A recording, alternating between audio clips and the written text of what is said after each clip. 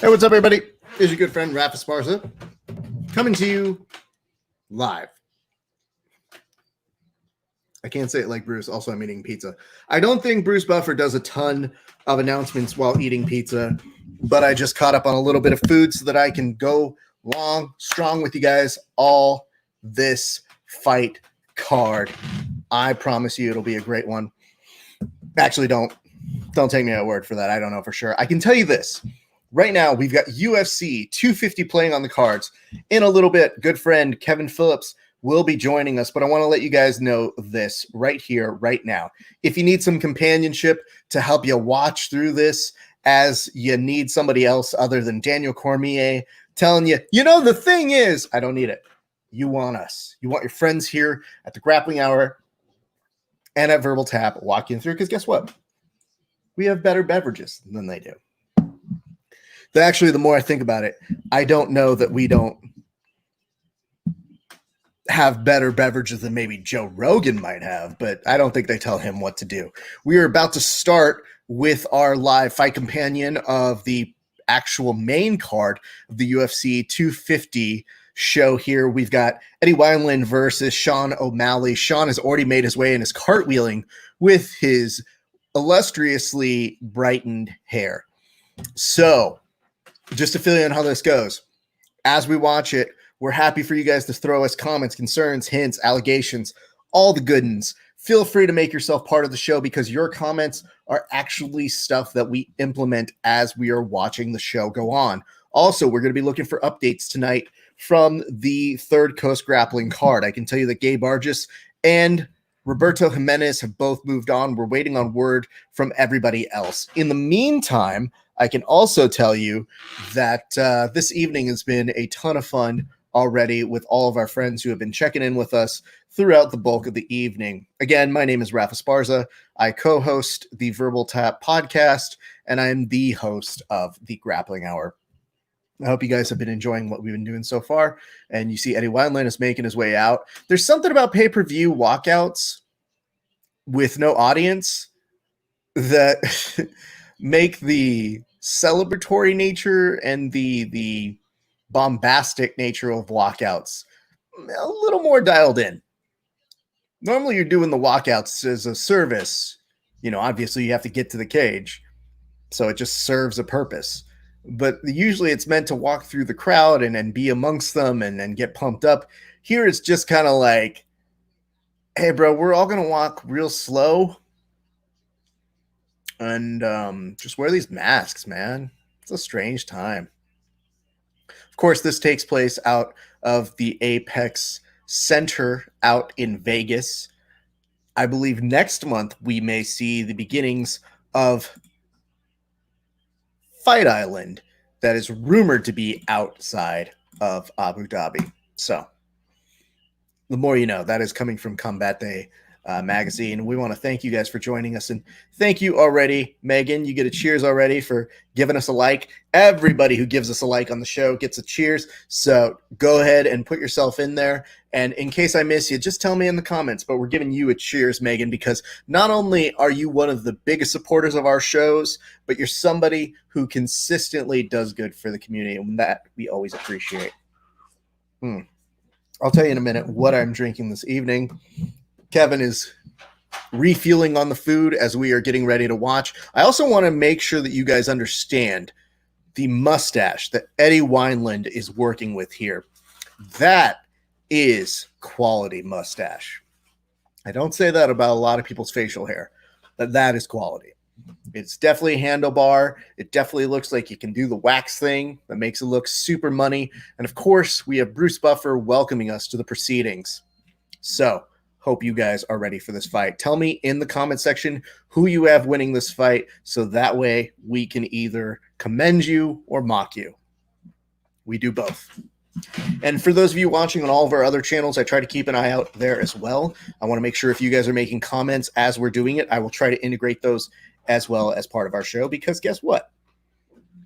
Your guys' commentary is just as important. And just to let you know, we're not doing any of the turn the camera around and show you the fights. That's not what this show is all about. We are here as a fight companion to give you an alternate audio commentary and also to provide some different yucks, one might say. Sugar Sean is taking the center. The hair and the wingspan on the chest are very multicolored here. And my dog has returned from a nice walkout, and she looks a little crazy for the wear. So hopefully she got to play a little bit. All right. She's played a whole bunch today, so she'll probably go down probably after this fight, if we're being so honest. All right, I'm going to go ahead and make sure we share this on the Facebook so that the people know. And again, as I mentioned, if you give us a like, you get a cheers. That's as easy as it comes. We want to make sure that you guys have fun this evening as well. Join us for the main card. UFC 250. Bam, here we go. And Kevin Phillips is joining us right exactly at the moment the fights begin. Kev, how are you doing, sir? I am good. I had a snack. I'm ready to watch O'Malley put the June Rainbow smackdown. I dig it. Ally. Good for him, man. Yeah, I saw that, and I was like, hey, man, not a lot of people can pull off that just as a thing, let alone as a statement. On our last podcast, I asked William Tackett, hey, when are you going to change up the hairstyle? Consider this, Tackett. Consider the colors. How are you doing so far against Tackett? I have no idea. Okay. Is that's a Sunday problem? Sounds right. Yeah. Because I got to tell you. But I'm watching the fights. Hey. 4:18 left. I got Wineland versus O'Malley. You can't complain, my friend. I will tell you this. Tonight, I am drinking this, which is California Honey from Pizza Port Brewing Company. Look at that right there. Beautiful. Thank you guys very much. Appreciating this. You're a California honey. That was too easy. As most California honeys are. So there you go. Oh my God. My dog is crazy. 350 on my clock. Where are you at, Kev? I am at 341. Okay, I'm not too far behind you on this one then. That's good. Already, you're seeing the derailment, according to Eddie Weiland, of the Sugar Shane O'Malley tour, which is that Shane is undefeated in his mixed martial arts professional career, Kev. Undefeated? Mm-hmm. That's effing impressive, isn't it?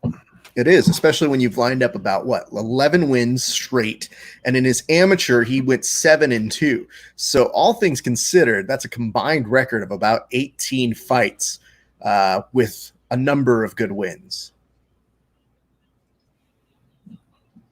What just happened? Ooh.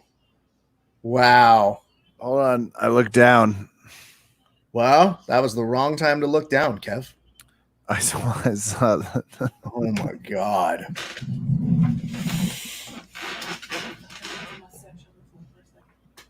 You thought that he knocked the mustache off of him? My wife, with her astute observations, I see you trying to gesture where it is. That's his mouth guard, babe. Hers was better than mine. And I can't see if the mustache flies off. No, Kevin, the mustache didn't fly off. Jesus. No, Kevin does not know. Don't encourage this, either of you. Okay. Even with pride hair.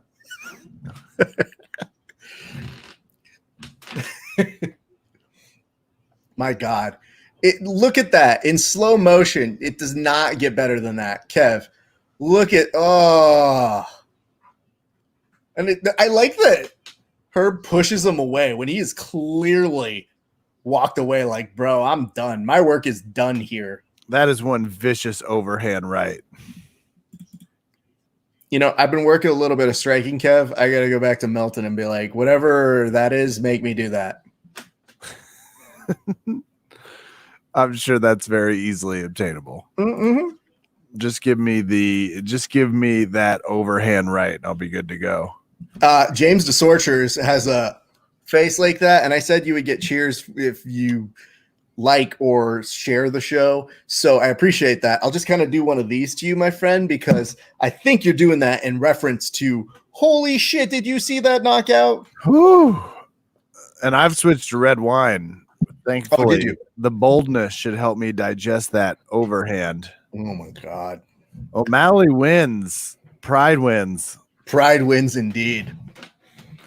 Hey, you know what though? Consolation prize. Wineland still has an amazing mustache. Is it? It's still on. Yeah, Oh, it's cool. still on there. We That did actually figure is that out. nice. If it genuinely knocked a piece of mustache off. A UFC first. Hit him so clean, the mustache is on the canvas. Can't believe that. Motel 8 will leave the light on. Well, this knockout reminds me vividly, and maybe this starts the toast of that scene in Parks and Recreation when Ron and Tammy get back together a second time, and he's missing a piece of his mustache, and he mentions it wasn't shaved off, it rubbed off from friction. Sean O'Malley took a piece of that mustache, not through the razor or a trim, but through friction, baby. He must have a community college degree in whooping that ass. Cheers to Senor Pride O'Malley. Look at this. They're playing it in slow motion again. Just the drop down left arm into destruction of overhand right. And so well, it's just a walk-off home run, man. Congrats to him. Mariano Rivera him right to the face. That's beautiful. That's great stuff. See, Talk about that in the comment section, you dicks. I love this stage with all the lights, and now Joe Rogan's been properly distanced. It feels so good. UFC champion. Joe Rogan calls it the best walk-away KO he's ever seen. Well, Joe's prone to hyperbole during these situations. What are you talking about? Joe's never said anything hyperbolistic in his life. His life, Kevin. He's got his fancy shiny black shirt on. That spinning back kick to the body will make your hands. It's so funny when it's obviously not funny, but watching a fighter fall, you can see his hands go to try and defend him even as he goes down. But this is where Herb Dean approaches with caution. It's like this guy is not wildly aware of what happened. Yeah, I undid the vest because it's party time. It's now dark out, so I'm death of a salesmaning it. So if they keep up at this pace, we're gonna get through these fights in like 40 minutes.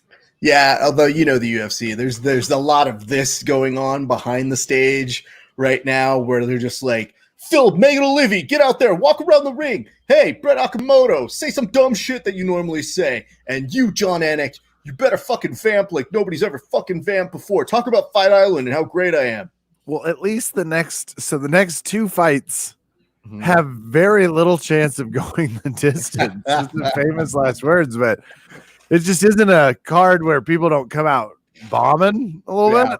It's not that card. It hasn't been that card so far, which has been kind of funny. But when I saw the three guys vamping on a Zoom call, I was like, here we go. Yeah, I always feel like they should change their backgrounds whenever they have the three people on the same thing. The only thing I can't believe the UFC hasn't done is the UFC has always been so, and maybe they'll snip this clip and use it for the next one, or maybe ESPN was already like under no circumstances. I don't know. They always want so much star power. It's like Kevin James is here. Kevin James is here. Is A-Rod coming? Well, Kevin James is here. I'm surprised we haven't seen a few guest commentary. Like Stephen A. Smith hasn't dropped by to be like, I'll tell you why these fights are important. Like there hasn't been anything celebrity-wise. Maybe they're waiting for season 2 to bring in some ringer guests. I don't know. But I thought that would have been an opportunity just to get some other perspective. Here's what I would tell you, Kevin. I would tell you that I think they need to dangle Stephen A. Smith more. Not use him. Just like have him almost walk out, like just check in, almost like he's coming into the frame like this, like, hey, what's up, guys? You guys miss me? And they're like, no, not right now. And that way you just see people on constant, like, don't tease him. He's like, dude, I'm just ready to say some dumb shit in case you guys need it. I'm here. Don't worry. I'll say something you'll talk about all week. Promise. I've missed you. You've missed me, probably. Well, there's the nihilist of the Magnes getting ready to Tesla his way to the International Space Station known as UFC Victory. I got to save these for the toasts. I'm Yeah, just it's fair. prefacing and I've lost it. Somebody asked me, they're like, where does Kevin come up with half of these toasts? And I was like, I attribute at least 70% of it to the best strains of marijuana out there in the world. Maybe also really good Google News stuff. I've been trying to figure out how they're in Canada. They just found this drug smuggler attached to 2 huge pallets of weed in a Detroit river a month after they had just found him. And he's a submarine drug smuggler. And if you know anything about me, I am obsessed with the underground submarine smuggling rigs. How do you teach someone to run a fucking submarine?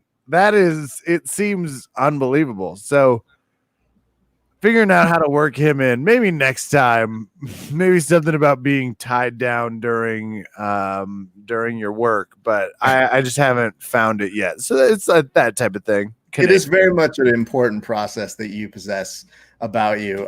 We're going to give Brian Jensen a cheers here. Hey, Brian Jensen gets a heart. Brian, let me tell you this. Whenever you give us a heart, that's when we know we've got true fans. Those are the fans who look out for us week in, week out, and who come back here and learn things about illegal submarine trading. Like, what the fuck, Kevin? I can't believe your Google alerts come They have like 7 different types. They have like above board. They have below the water. Brian knows. He works for ABC News with that name. He's reported on this. But I would tell you this, Brian, we love the fact that you come here because you know exactly what you get with us. Cheers to you, sir. However, Kev, when you see something like this and you see that the people are kind of signaling like, no, Kev, we enjoy your cheers. They're very good. It's just funny because they asked me about your process and I'm like, I don't pretend like I know exactly what's going on in Kevin's brain. And I think that's what makes the show so good. Is that I know when to sit back and go, he's ready.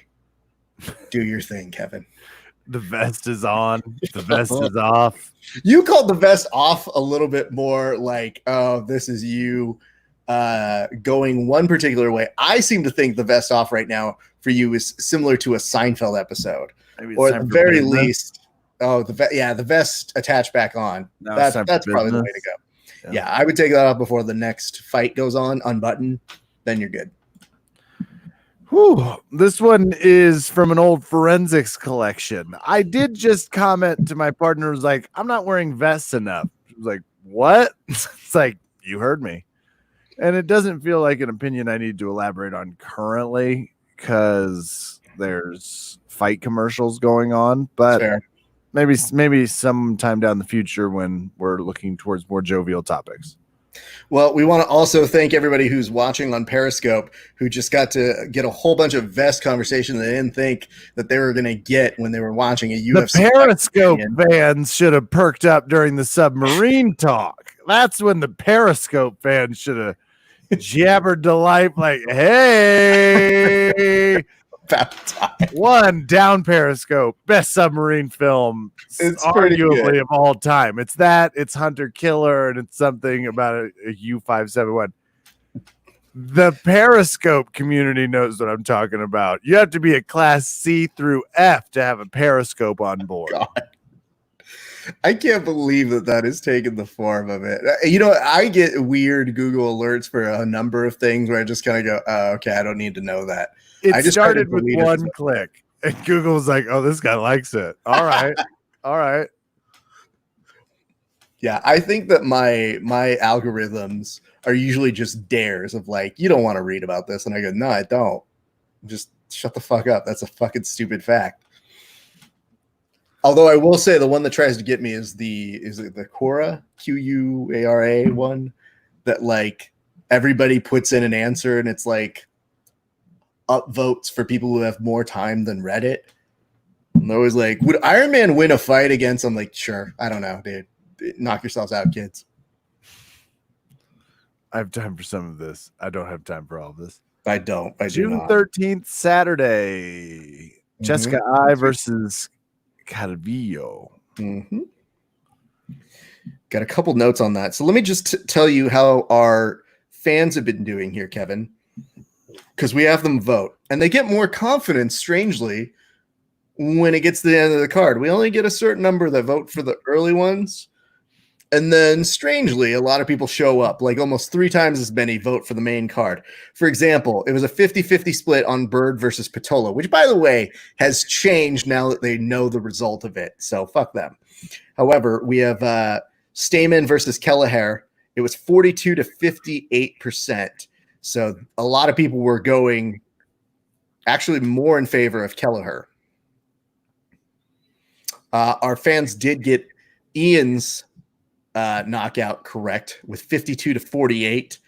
However, Hooper was a 73% favorite according to our fans. Wow, we got that one right. Like we got the last election. Ayo. However, here's the good news. 94% of the people who surveyed on our Instagram poll said that it would be O'Malley, and they were very correct. Yep. O'Malley was the best. I think he's getting knockout of the night so far. That's a nice challenge to the next 4 fights, but good luck. Man, this is intense. All right, so they're vamping. They're doing their thing. Kev, what do you have to plug? Nothing. Nothing? I'm just here for the queue. Just ready. You don't have our show. You can't plug our show. Oh, I remember.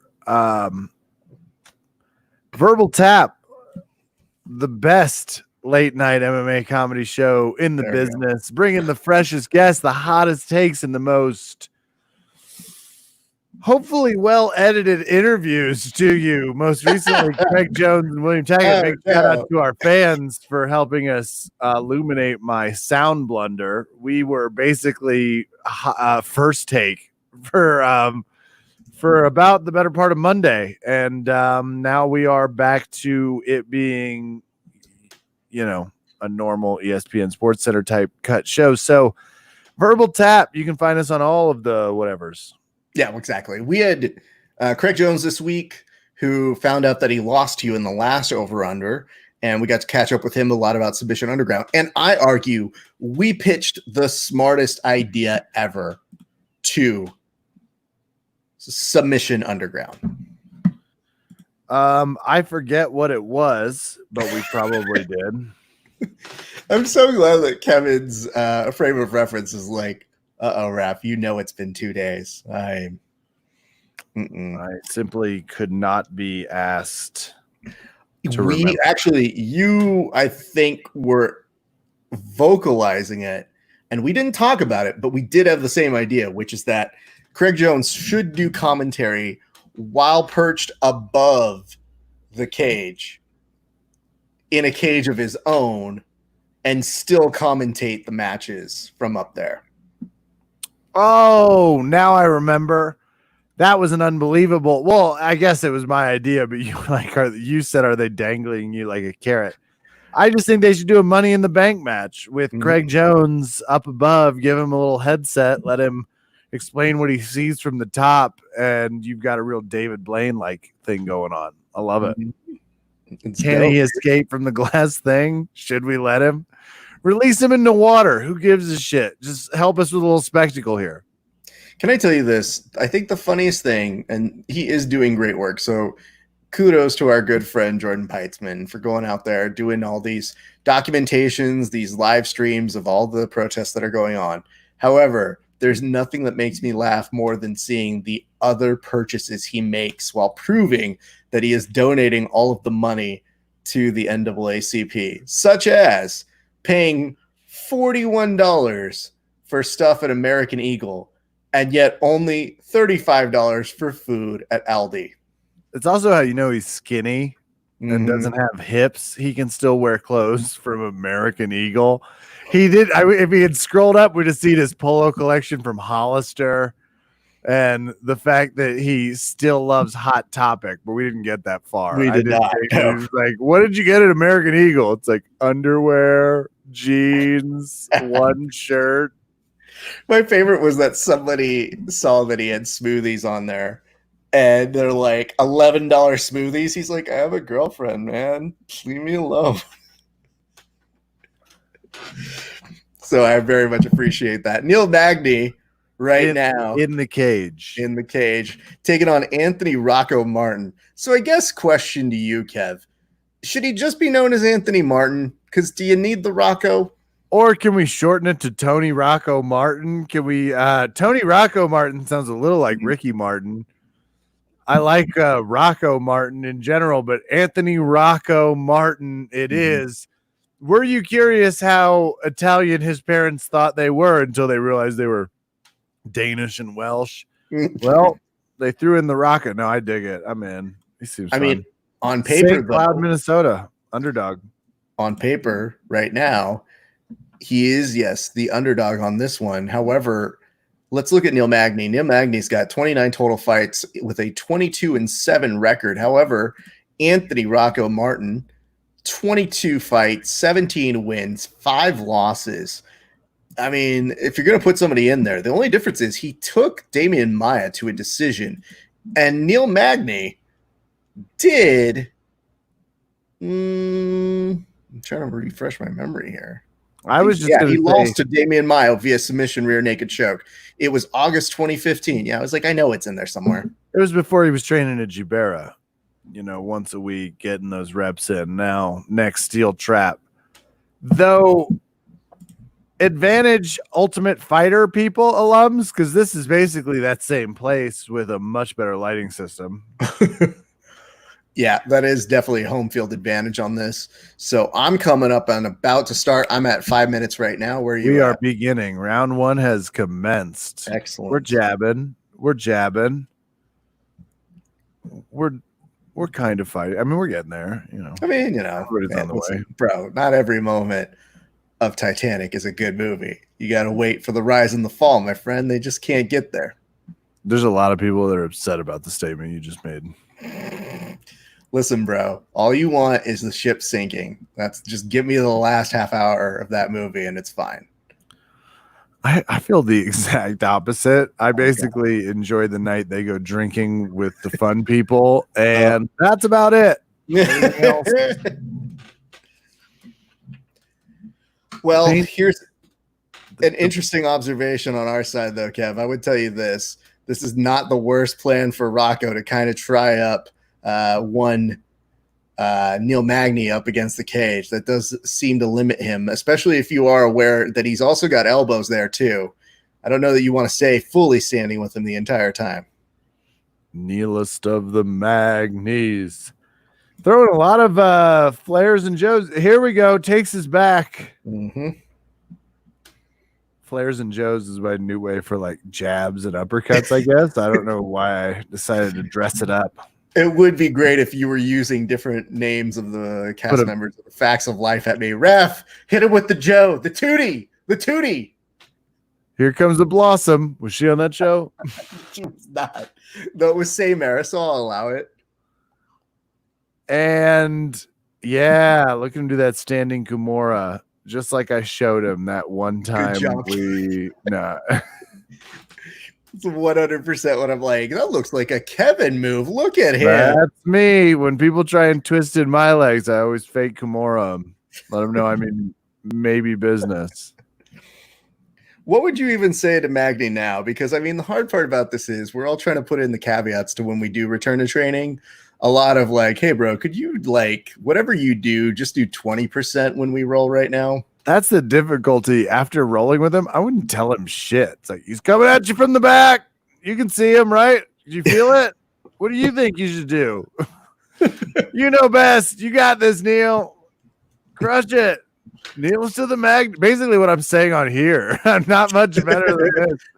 I think I would try it. I have nothing for him so far. We have not even exceeded my grappling transition knowledge. Because this is always, to me, this is more of a feeling game. Obviously, it's technique to try and get your shoulders in, but it's a lot of experience he has to keep his hips where he needs to keep his hips because, you know your body.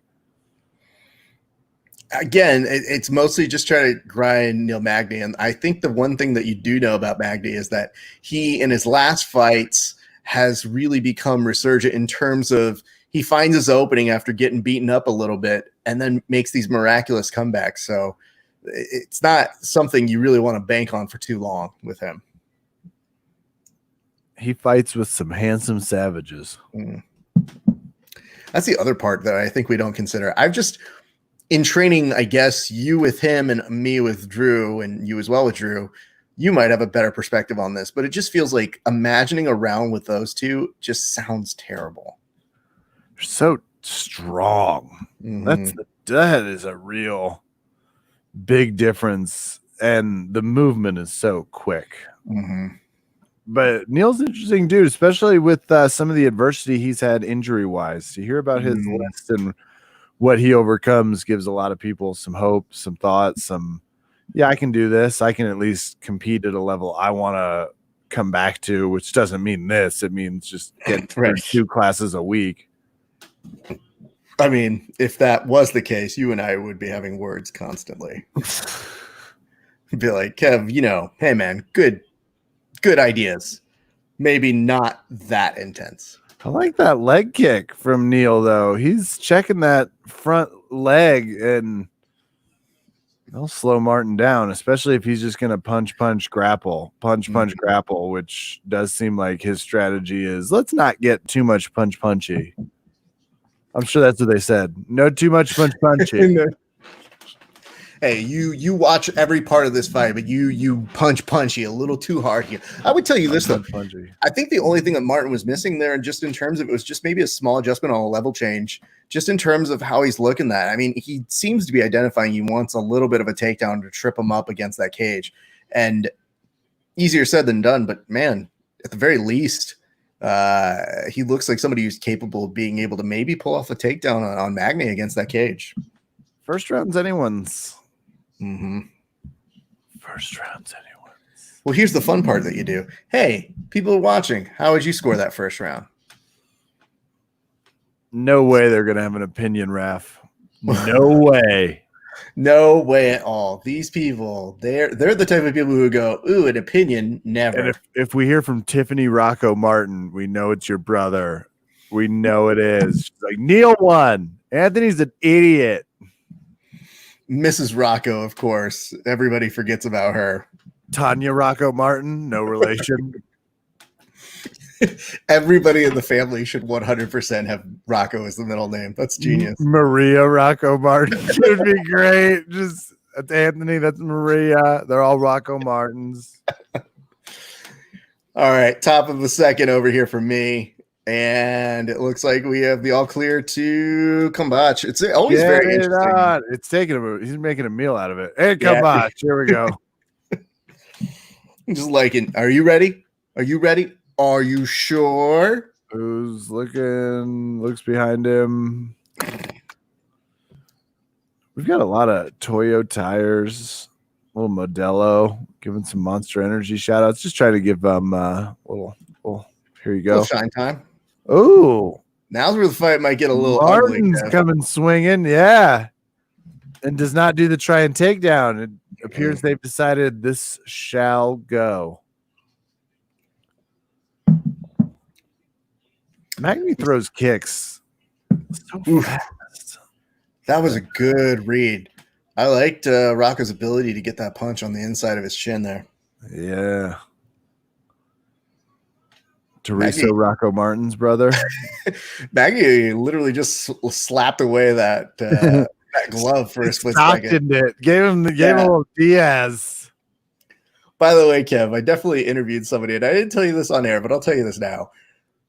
There's definitely somebody who I interviewed from Diaz's camp recently, and I was like, "Oh, I gotta do big takedown," like I said though, and I do the impression of it. I was like, "Hey, yeah, I do an impression. I do the impression real quick." Literally, his face was, "No." And I was like, "Yeah, you really must train with Diaz if that's your expression. Good for you." Didn't dig it. Was not a fan. You got scared. I would tell you this. I think that I was more so in the place of being like, no, bro. I looked at him and I go, hey, man, I could tell you that you would lose your next fight. Doesn't mean much, right? And he goes, yeah, all right, fine. I was like, all right, there you go. Let me go ahead and bring this up to you. What's up, Sean? Oh. Thank you for joining our show. We hope you're enjoying it. Magny able to reverse the fortune a little bit here. Yeah. Now pressuring against the cage. Gets a good few shots into the face there of the Rocco Marts.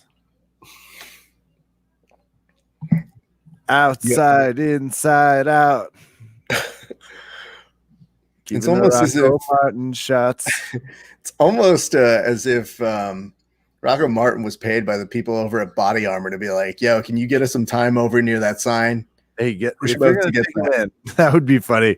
If you got that, actually would be an interesting wrinkle to an MMA match if they had like bonus point zones where it's like, if you can Kimura him over here, it's $10,000. Hey, kid, you're near the Toyo Tire sign. If you know what's good for you, TKO in the center of the ring, you get a Lexus. That actually does sound like a fun game rich, dumb white people would do. So it's right in the millhouse of one Dana White. Knock him into the cage, free manscaping gear for you and two friends.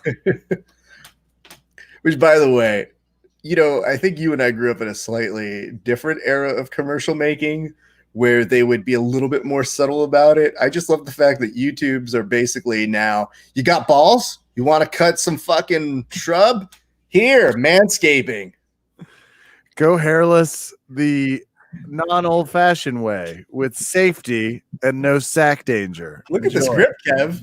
Another crazy Kimura. I love the swing for the fences Kimura. Can't get enough of that. Can we call it, if you hit it, the Grand Kimura, like a Grand Slam? The Grand Kimura. I don't know why, but it does sound slightly racist. So I'm not sure a Grand Kimura. No, I'll retract. I'll work on it. There we go. All right, we'll put it in the shop and make sure that we can come back with something a little bit. The Tiger Kimura. I'll keep it relevant. Tiger Kimura is good. I like that. That's an homage to Netflix again. Oh, damn. Neil Magny is very, very good at fighting. And I'm starting to think Mr. Rocco Martin is also quite good at fighting. I think he's got some skill set here, too. He should do this statement to be hitting. He should continue this professional career. He's very good at this. I don't often think of you as a Perd Hapley on our show, but you're really close to being in that level of broadcaster at the moment. If Anthony Rocco Martin wins and shows up in a vest, I'll be his new #1 fan. He puts it on for the Rogan interview. I'm hiding my abs because I'm a vested gentleman. Absolutely. I also like the idea of putting a vest on and being like, what? It says Reebok on it. Look at this. Not uncivilized. Now we get into the kick the fuck out of the leg portion of the fight. It always happens once during a leg kick situation. It's like, I'm going to kick you back. And we're headed to round 3. A fight headed the distance that doesn't feel like it's going to head the distance. But I'm going to go refill wine while they make these choices. Go right ahead. I'll do some station ideas as you do it. All right, guys, let's fill you in. You're watching us here at the Grappling Hour. You're hopefully enjoying it. I want to thank everybody who is watching on our Periscope, our YouTube, our Facebook, and our Twitch.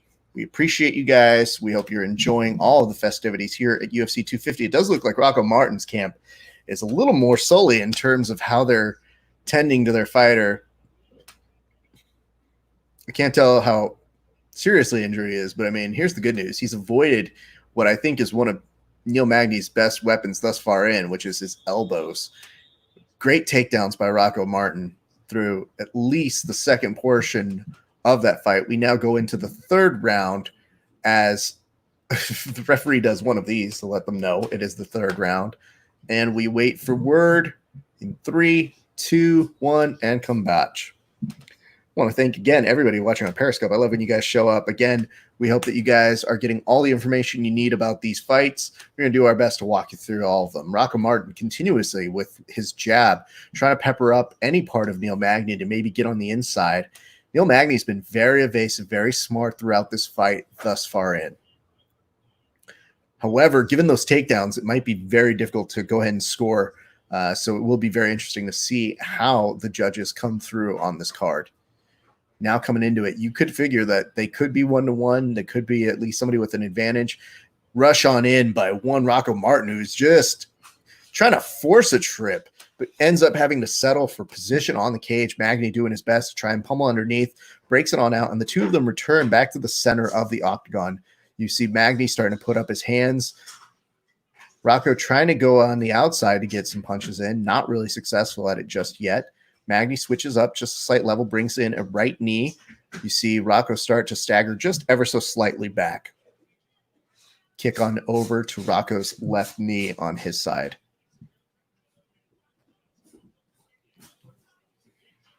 Hands are starting to come down a little bit from Rocco Martin. Neil Peppers with a shot to go ahead and try for a short attempt on a single leg in. Now is just going to force Justify his way into getting a takedown here.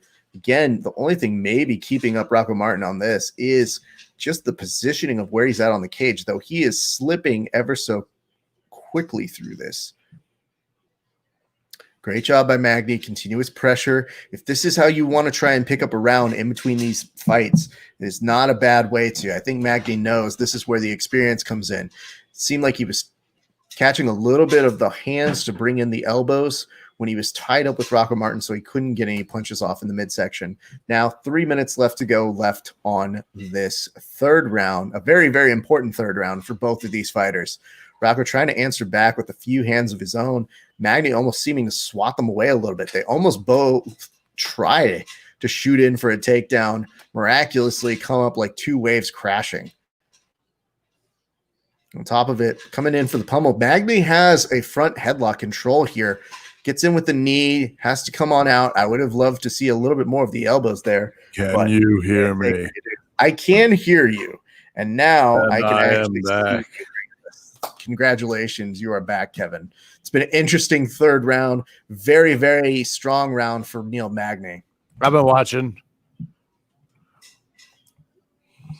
Ooh, gives him the elbow. Mm-hmm. The elbow of justice. Bro, I still feel like that's Magny's like best weapon. Every time I see him throw an elbow, I just get nastily scared for whoever he's fighting. Now I'm back in the danger zone. Wasn't there another Top Gun coming out? Yeah, it was supposed to come out during July or so, I believe, and then they pushed it back to December. Christmas. Yep. Highway to the danger zone in December. Now Magny with a little bit of shoulder shrug punches. Great ability over here by Rocco Martin using the break of the grips, using really, really good knees to position him out. Magny now trying to drag him down again, continuously trying to get a couple punches in as he just weighs his entire body down, just trying to drag the energy out. Can you imagine if Maverick accidentally shot down Santa and that was the plot of the Top Gun holiday movie? I mean, if you think about it, it's not far off from now he's got to to figure out, like in the Will Smith Independence Day scene, how to drive the sled and deliver the gifts. And it's like Goose comes because rules don't matter. It's just this. I'll pitch it. Don't think I won't. Isn't that the one with Kurt Russell where it's like the Christmas one? Russell has a Christmas movie on Netflix that is literally bonkers, but yeah, we watched the fuck out of it and it wasn't bad. Magny may pull ahead on all 3 rounds here. That's awesome. I got him winning the fight overall. I don't know that I could like have anyone definitively winning the first round, but I've got him peppering up and doing enough in the third round for me to take it. Yeah, I couldn't tell in the second round with the takedowns is the only thing that tripped me up a little bit, but definitely first and third for Magny on my card, no problem. Magny gets smacked in the face. Oh, fight's over. That's when you know it's a good fight, is when you grab the cage and go, I'm going to be here for a minute. I'm just going to stretch my pec out. Anthony Rocco Martin losing in a decision to me. I mean, for my opinion, to Neil Magny. I have Neil Magny, Colorado's own. Everybody's masked up now. This fights, by the way. This event has, I would say, 40% more mass than the last one. Well, hey man, I will say this. It is important to note when the UFC has made progress, and there are some things that they have made progress in. The person who's made the least amount of progress continues to just be Dana. Everything else, I feel like they're in that situation where everybody who works at the UFC works really hard and goes, here are the guidelines. Here's what we're trying to do. Here's what we're going to do. And Dana goes, yeah, fuck that. I don't care. And they go, please don't ruin this for us, Dana. We're trying to, buddy. Damn. So this, I do wish they I know they probably did it in the beginning a little bit more. During all the downtime we have, I'd like a tour of the facility. A curator comes and brings a camera and just goes, here's our performance center. Here's our workout area. We like to do some light jazzercise over in this section. Oh, everyone loves jazzercise. It's like, now this is pool Zumba. Forrest Griffin leads it. No big. Forrest Griffin leads it. It's Daniel Cormier's favorite exercise. Maybe only exercise as well. Hey, you know what? That's not for us to say. It's off season. Neil Magny wins. I mean, here's what I would say to Rocco Martin. I know you're disappointed here, buddy, but I still think you put up a good fight, but I definitely had Neil Magny winning that. Gives him a little hug. Anthony Rocco Martin looks like you're not my sister. Where's Bethany Rocco Martin? He looks upset. He's like, is there a referee I can talk to named Referee Rocco Martin? Anyone? I need to speak to the manager. Manager Rocco Martin, come here. Neil's going to the interview booth, baby. He knows it. Looks good. Good for him. Well, he still gets a toast because he's Colorado's own. Fair enough. He's the Neilest of the Magny. He gets a decision against a tough opponent, potentially with Italian mafia ties. Cheers to the inspiration, Neil Magny. Cheers. And in answer to your question, Brian Henry, just to let you know, you asked who won. I think we just told you on the cheers. We did. We did. The people. Yep. And now Joe's talking to Neil. This really does work, this little format. I can't hear them, obviously, because I can give you a summarization of what's happening here. So can I. I can guess. Oh. It's a really tough opponent. How do you feel after that type of battle? Generic question. Here's my answer. He's now tied for the second most wins in UFC welterweight history at 16. When you hear that you're the second most winning welterweight, how do you feel? It's the Joe question. I love Joe's question. Not a very good interviewer. People are like, he's a great interviewer. It's like, it's like talking to him. So that's different. Let's put it this way. There's a difference between talking for a long period of time and having the ability to talk for a long period of time and being a good interview. Most people could just talk forever. And it's like, if it was a good interview, it wouldn't take 3 hours to get 20 good minutes. Oh, man. That's a different pet peeve. Yeah, I almost wish sometimes people would just send me those 20 minutes and I'd be like, dude, I'm listening to every one of these episodes. That's what I miss about YouTube. I really, yeah. It's like, I'm sorry, I can't listen to the first 40 minutes where it's like Joe woke up. He's like censoring YouTube right now. You stop it. Will do. If I had enough money, I'd stop censoring them. It was so epic. Just like, if you listen to the first real 30 minutes of most Joe Rogan podcasts, it's like, so I was making coffee this morning, and the weirdest thing happened with the coffee maker. And you're like, oh my God. So you're going to talk about the coffee maker for 30 minutes? It's like, and I thought the coffee maker is like a systemic thing about, how we are. And it's just like, did you take your alpha brain early with your first smoothie? I love his stuff. That's my big gripe with the podcast. It's so you and I also probably are way more critical based in terms of how we view a show than I would assume most other people. Hey, Raph, did you know you can enter and bid to win a Modelo Sport Vegas experience at allenchallenge.iwantcovid.com? 100% of the profits go to something. They go somewhere. I know that for sure. Alaman. I'm excited about this. See, look at that background behind Alaman Starling. And tell me you don't want to know more about this UFC facility. I would love to. It would be great. For Everybody, example, everybody supposedly gets their own room. They're good. well, I've heard when I was doing my research when they first built like the UFC Performance Center, which is different. I've heard that they have like the Muhammad Ali conference room. And I think to myself, oh, okay, well, cool. What does this place have? Show me around the Apex Center. I would love to hear and learn more about it. Hey, what's up, everybody on Periscope? We are watching UFC 250 with you guys. We are giving you results. It's Fight Companion, my good friend Kevin Phillips, and I host Verbal Tapcast. We hope that you are enjoying this. If you have questions, comments, concerns, hints, allegations, hit us up in the comment section. We'll be happy to integrate them into the show. And if you actually share or give us a heart or a like, we will cheers you individually and personally. Especially if Raph sees it, because Kevin's not looking at shit. Well, it's really on Raph, as we kind of know that, but Kevin is a very, very willing person to also give you the cheers, and we'll also give you the cheers of your life. Giving you the cheers of your life name of my sex tape. Absolutely.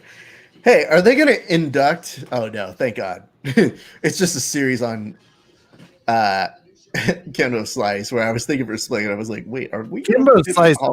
That should be a 30 for 30. I hope Fight Lore doesn't F this up. Whoa, Kev, look at this though. Bay Area Sam says, looks like Max Kellerman. Me? Thank you. That has to that me. Sorry, yeah, me. Well, as Raph can attest, I now know he was a rapper, and I will try and come up with even more annoying takes. The UFC, no matter how many fights they do, has got to consider adding a 7th, 8th, 9th, 10th round, whatever it takes. Boxing gets it. Why doesn't the UFC get it? It frustrates me. That's why. Because they know and they could do something about it. He's so angry about the pettiest stuff. I love it. Well, you definitely got some hearts in response to that, so I think they appreciate whatever it is you're doing there, Kev. LeBron James would not struggle if he came to MMA. And the idea he would is an atrocity, and I'll tell you why. I'm going to tell you why. It's like, we know you are, dude.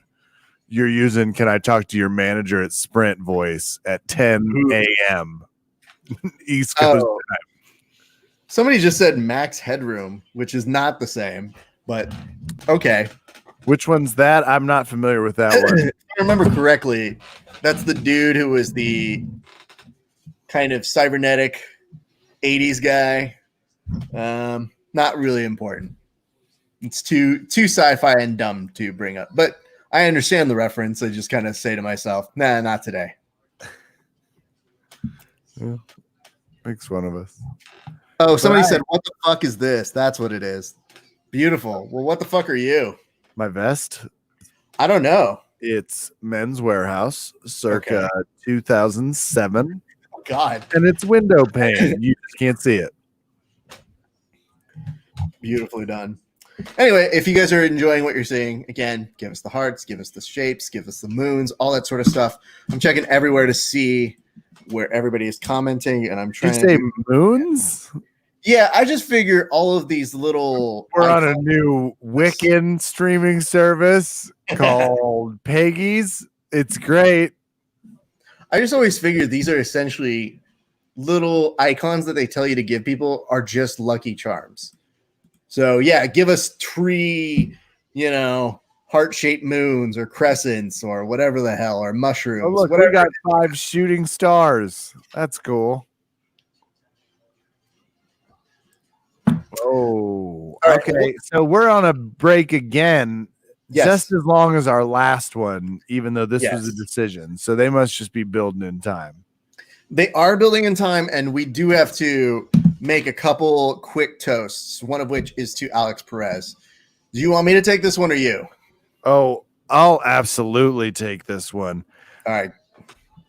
the orthopedic surgeon community doesn't get enough love for the work they do. Oftentimes it's pro bono. It always involves a bone. Oh, and the pun magic aside, kicking someone into submission is usually reserved for some of the most savage endings in MMA. It hurts more when it's like, oh, he's going to see Dr. Gerhardt to get his ACL fixed. Cheers to Alex Perez for being able to take his frustrations out on a big-headed individual's calf. It's a less sensitive area for people with that big a cranium, as you know, Raph. I would always go after your calf over your dome. So cheers to Alex for the gentleman's way out, even though, ouch. Cheers indeed. And I hope you'll do my show again. Alex Perez, that kick, he was doing it over both legs. It's like, I actually really, the ref deserves the toast in that one. It's like, yeah, no thank shit. you. Bay Area Sam asks, what you sipping? I sip in California honey, my friend. This is a beer. It is from the Pizza Port Brewing Company, and it is a blonde ale brewed with honey. It's not bad. It is doing its job right now. That'll be the next Red Hot Chili Peppers album. California honey. Don't get us wrong. It's still about heroin. And I'm drinking a boxed Pinot Noir, which should say some things about me and some things about how accessible boxed Pinot Noir is to the average human being.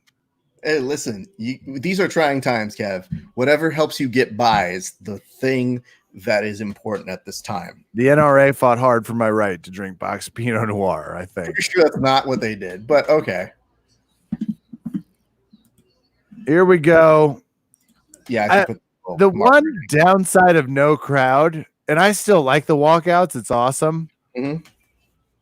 It does deter a little bit from the walkouts, not having like 12 good meters, like 50 feet of crowd screaming for the walkout. But the fighters are actually, I'll give MMA fighters a way better. I can't wait to see what other sports do. But soccer, as I already told you, like my read was they just looked confused. Like, who did I do my hair for?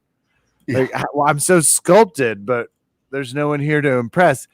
MMA fighters, especially, I mean, you can see it from Alderman. Alderman's like, I remember running out to nobody. Let's go. I just always think of it like this, Kev. Like, I've had people just tell me to go ahead and do some like shadow boxing in front of them. And I'm good at doing that for about 10 seconds before I go, why am I doing this? I can't imagine how a fighter would walk out with no crowd trying to like hype themselves up and like pretend box when they're just kind of like, I know you're trying to keep warm, dude. But if I don't have a crowd to do it, I'm just literally making a beeline and walking straight to my mark. Check me out. I look good. Yep, I'm wearing a cup. How is it? No, I'm probably gonna. My goal would have been to have done the longest walkout in UFC history. Oh no! I'm worried. What you heard was I'm gonna really take my time. What I want to do is have the longest walkout in UFC history, where it's Tracy Jordan inspired on Conan. If you've watched 30 Rock in depth. But he just dances for 2.5 minutes. I just want to be like, I come halfway out, I go back. They're like, what's he doing? I come a little bit out, I start like somebody fishes back, and I'm like, oh. And to the point where like, is he coming out? I don't know. Well, again, everybody tuning in on Periscope, thank you very much. We also want to shout out our friends on YouTube and on Facebook. We are about to get done with the Bruce Buffer introductions. No, we're not. We're not even 3 minutes away from Buffer being done. He's wound up like a Go toy right now. You know what's very interesting is looking at everybody's mask choice. It feels like mask fashion is going to be something that we're going to have to really consider going forward in this America. I have a Chiefs one. You have a Chiefs? Of course you do. I bought it. I know you did, Kevin. How quickly into the pandemic did you get a Chiefs mask? A month. Okay. All of mine are functional. They're just colors.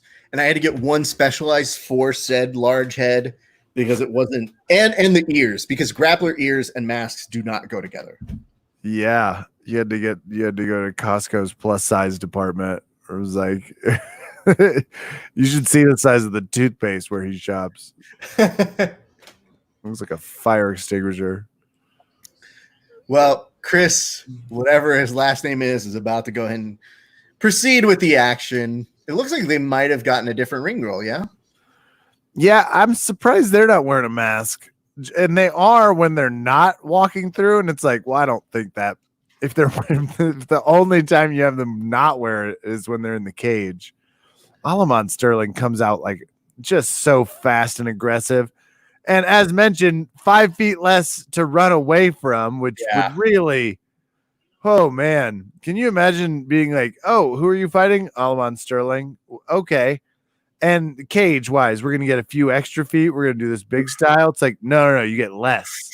Sterling is acting like he's got somewhere else to go right now. He's close on a rear naked choke. Collapses him back. He's about to rear naked choke him in 30 effing seconds.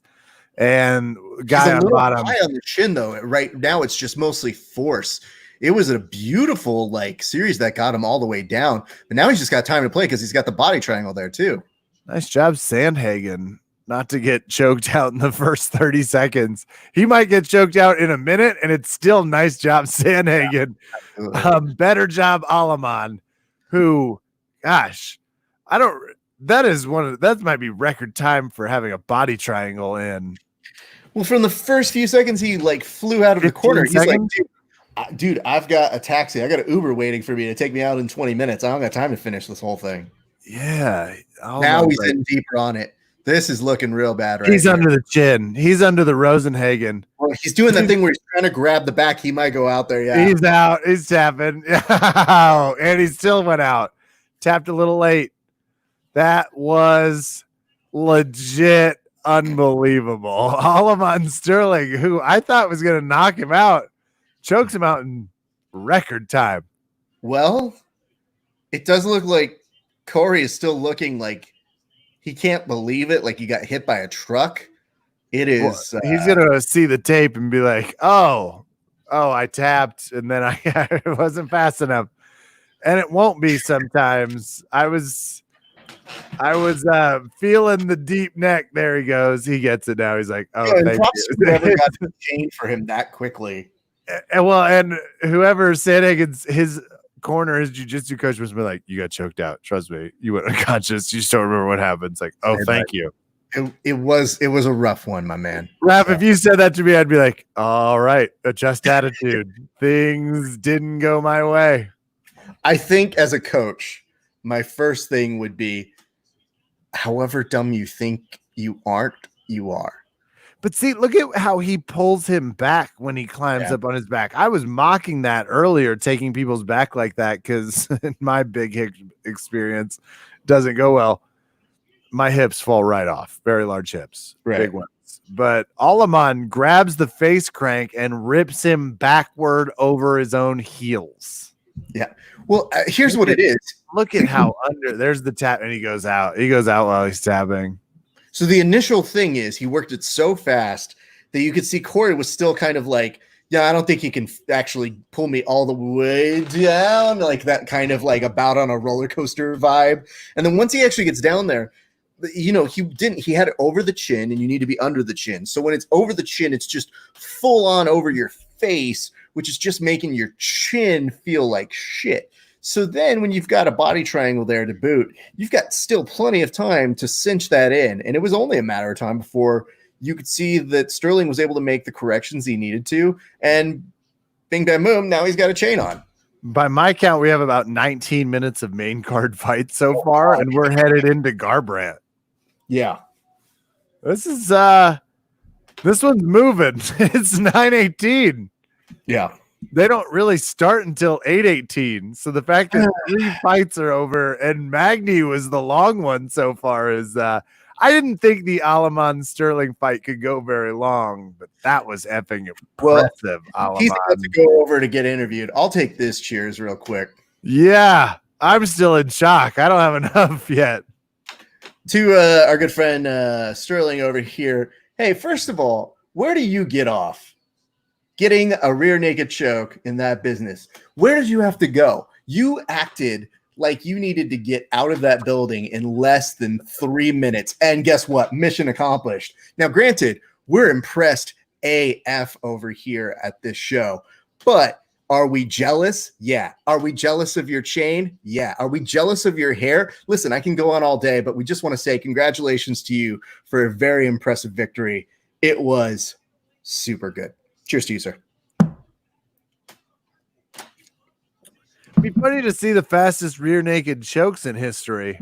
We know about, like, they always keep fastest KO and obviously fastest submission, but just per capita breakout, it's hard to choke someone. We've seen like 2 fights now where it's happened in the first 3 minutes. Yeah, a lot of people, when they say, I'm going to choke this person out, okay, cool, try it.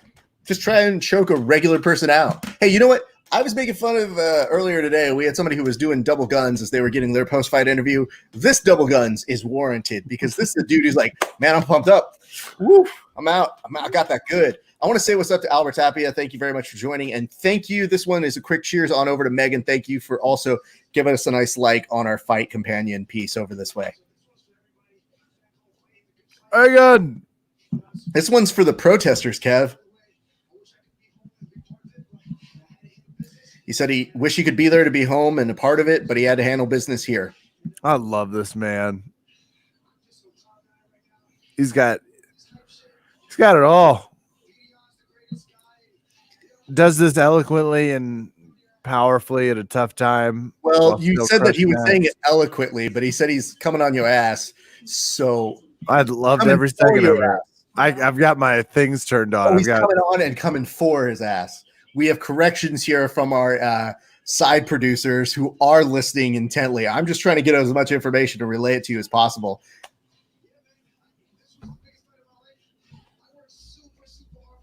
He's talking about this is the biggest fight of his life. He worked really hard for it.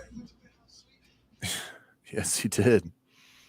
They got a penthouse suite in Penn Island, or and where? Where did he get it in? Rhode Island?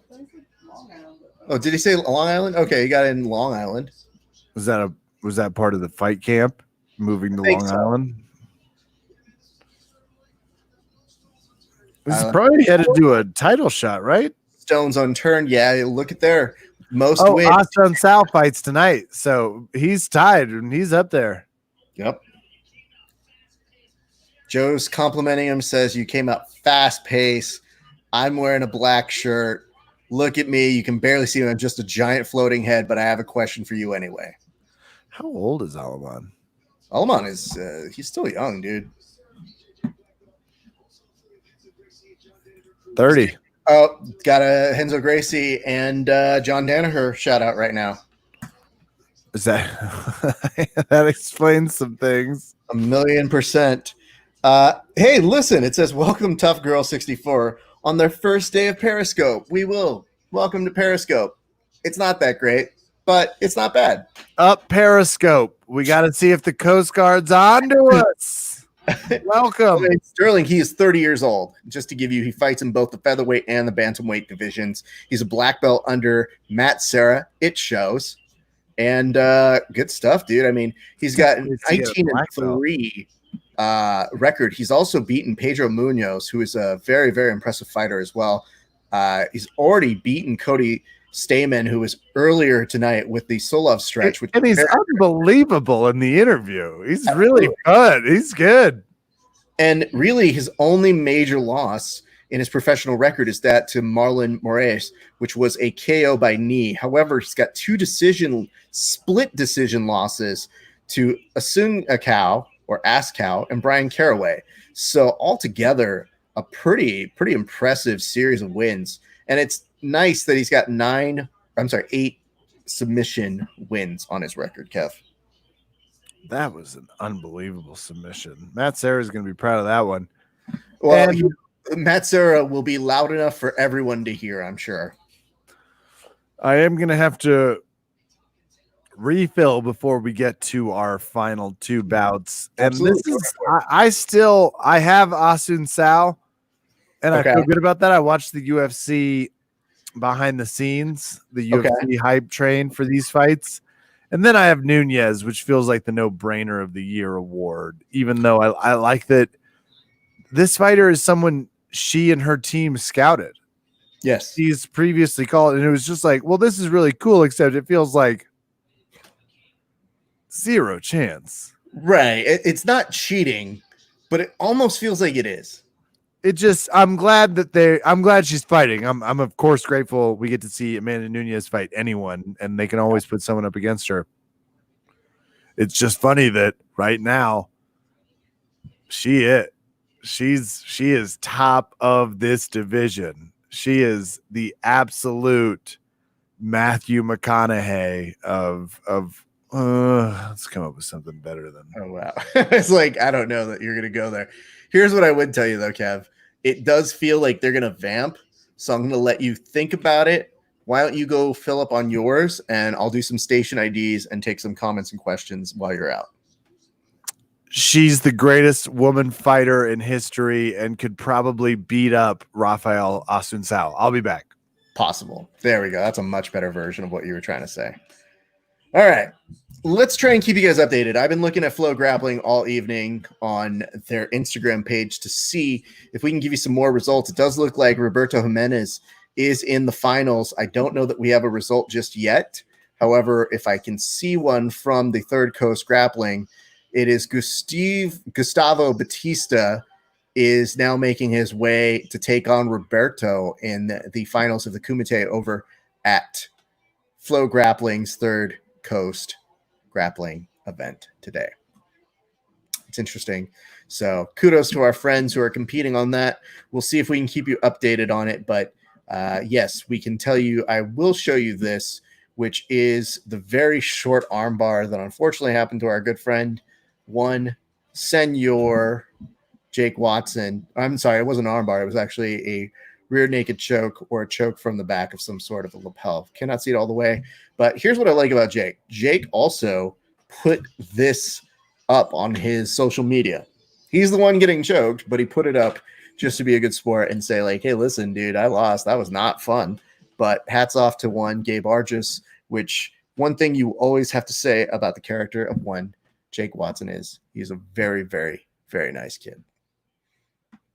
Very respectable, good athlete. All right. Carrying on, to those of you who are watching live right now, feel free to send me some comments, questions, concerns, hints, allegations, all of that good stuff.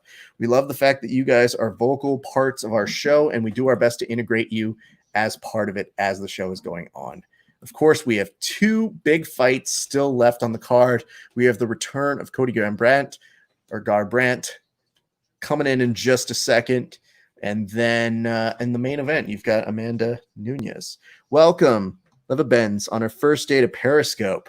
Awesome. Welcome. I can't believe that's like a thing that Periscope tells us to shout out, like, hey, welcome to your first day. Are we supposed to give you some advice? Here's some advice. Periscope is interesting. It's just a longer form Instagram that gets less interesting by the minute, except for us. Stay with us forever. Says he's a good man. God bless him. Thank you for showing the picture. Absolutely. Margaret, yeah, I have yet to roll with Jake. Jake is a quality human being. But I've seen how he rolls, and it's a tough day. And I know Gabe Argis, I've trained with him a little bit. He is a very, very skilled practitioner. So I knew for sure it would be a tough pull on the card, but I just love the fact that when I look down, normally I see who posts it, and I saw that highlight clip is normally something you see from Gabe or the person who does it, but I saw it from Jake, and I was just like, yeah, Jake really has a great sense of sportsmanship about him, so nothing to think. How about that O'Malley TKO? My God, Jacqueline. I have to go back and see the tape of what Kevin and I look like, but I 100% know when my face went still. It just literally went frozen because I was so impressed by how good it looked. So I have a lot of respect for that. So again, yeah, I would 100% say that. And I love the fact that the UFC didn't hesitate to put up the footage of O'Malley walking away from it. They don't show you the actual finish when you don't order the pay-per-view on their social media, but they show you just like a little snippet after it, and maybe a little bit of their social media stuff will show you the result of it, but not the how. And they definitely showed that, and it's it impressive. That's what I can tell you on that one. He surprises me every time. I mean, with good reason. The kid is very impressive. He's crafty. He's put together a very impressive record so far. I mean, this is already now his 12th win. He's undefeated professionally. His last win came at UFC 248, and that was only about two months ago now. So that was him fighting at Vegas, where he got the performance of the night. Don't be surprised if he doesn't get another performance of the night tonight. He's definitely got a lot going on for him. So very, very, very respectable performance by young Sugar Shane. And he definitely seems like the future of getting people hyped and interested. I got great news for you guys tuning in right now. 12-0. Did I say that? Yeah, I hope I did. But yes, I can tell you this. The good news is that we are now at our co-main event with Rafael Asunso, or Ascow, as I like to call him, versus Cody Garbrandt. Jacqueline, thank you very much for liking this. We're going to go ahead and give you a cheers, not only for giving us some good things to talk about, but being very, very excited about what the fighter we're all excited about right now, which is Sugar Shane O'Malley. To you and to him, cheers. All right. We got a little bit of fights left to go. This is the co-main event, and then afterwards we will see the return of Amanda Nunes. Really a fighter in a league of her own at this moment. She's defending her 145 belt here tonight.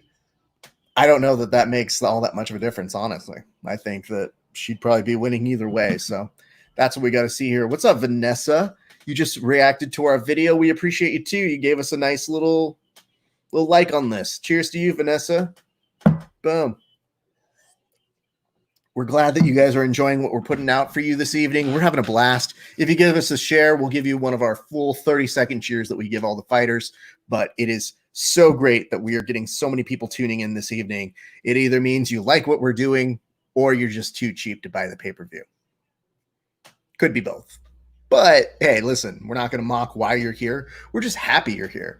And we like creating a nice little community of folks to come together, enjoy the fights, especially when you can't go to a bar. And if we're being honest, we're better than going to B-dubs, because when you go there, there's a lot of loudmouths, there's a lot of angry people, just dumb conversations that happen all the time from guys who like to tell you how they would win a fight. And they're people who have never trained a day in their life, but maybe got into a fight once. They'll definitely tell you a lot about how these guys punch and kick, which actually is part of the people watching reason we will go to a bar. Especially, there's nothing better than going to watch fights with a fighter at a bar, because looking at the disgust in their eyes of these people are so dumb. And you go, yeah, sorry, bud. You have to deal with this more than I do. Let's see. I've hit my first three now. Last two fights I have in my payday or in my parlay, Garbrandt and Nunes. Am I going to hit it? And that's the Crude Jude 73. I think you're looking pretty good today. If you've already hit your first three, this is really the crux of your fight. So you're really asking, do you think that Garbrandt is going to be able to pull it off? I think the time off has been a little bit interesting, but I actually like him versus Rafael for a stylistic matchup. I'm pulling for him, buddy, and I'm pulling for you. So now I've got a dog in this fight. I'd like to see you win your parlay. But, yeah, let's see how this plays out. I mean, the only thing that ever gives me caution about Cody is that sometimes he fights a little reckless. It's my hope that they rein that in a little bit more. I do feel like he's been a fighter in the past that's fought just a little bit more off of emotions. But Kev, if there's somebody who has a five-way parlay and he's got two fights left, one of which is that he's depending on Nunes to win, and the other is Cody Garbrandt, he's asking us, how do you think he looks tonight? I don't want to talk about it until we're through it, because I feel like we're halfway through a perfect game and the even mere mention Fair. Really? Because as someone who loves parlays and is not used to hitting 3 of them. Well, Kev, here's what I would tell you. I would not usually bring it up, but he asked it, so we want to be respectful of it. Let me go ahead and tell you. He's looking pretty damn good, because if you're talking a coin toss and Nunez away from a 5-some, you are a effing king. Yeah, Vanessa just posted a question to us that says, are you showing the fight? No, we are not. We are a fight companion, so that's why it says watches. It doesn't say showing. So if you want to go find that, you're more than welcome to find a stream, but we are also a better commentary than you're probably going to find elsewhere. So stick with us. Also, Jacqueline says he has the power but needs to work on other people's reads. That's a very, very perceptive observation on that, because I don't know, man. When I saw him lose the title, I was so heartbroken in the sense of being like, bro, it's just even letting your guard down for a couple seconds when you're just fighting emotionally is stuff you just can't be doing. So that's my thoughts. Well, Cody Garbrandt's beard and hair game, he looks like a Herbal Essence model. Are you a Herbal Essence model? What did they look like, Kev? Well, they use do you remember those commercials where someone would be in court and all of a sudden they'd be like Herbal Essence and they'd be having an adult-like moment in the courtroom? That's how he looks right now. He looks like he's treating it to fruits and oils. Good for him. I mean, here's the thing. I think that Rafael knows that there is no way he was going to win the facial hair competition. Well, I'm glad, because he didn't win the facial hair or the do you look like you could have been a member of Ben Stiller's dodgeball team award. The heart-shaped thing. Oh, look, Cody's back. Oh, there's a little bit of a Rafael Cesaro with the hard cup grab before the fight starts. That's how you know he's ready. Jeffin says that's not social distancing anything. Sorry. It says he drops his hand too much, but he has the champion power and skill. He definitely has power. That has never been in question for that guy. It's just a matter of how to direct that power consistently throughout his fights. It's stuff that we've seen on our side. Again, thank you to everybody watching. We've got a great last 2 fights coming up right now. Already starting with a leg kick to begin on this this early first round. 4 minutes and 20 seconds left for me, Kev. Where are you at?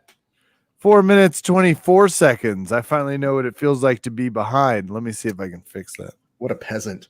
As we now see here, Cody's looking fine. I don't know that there's anything telling just yet about this. New back tattoo, right? I think everything else, that back tattoo looks new on him, but it's always hard to tell. Absolutely. I mean, here's the thing, Kev. If you're going to display a new tattoo, you want to do it at a pay-per-view. Damn right.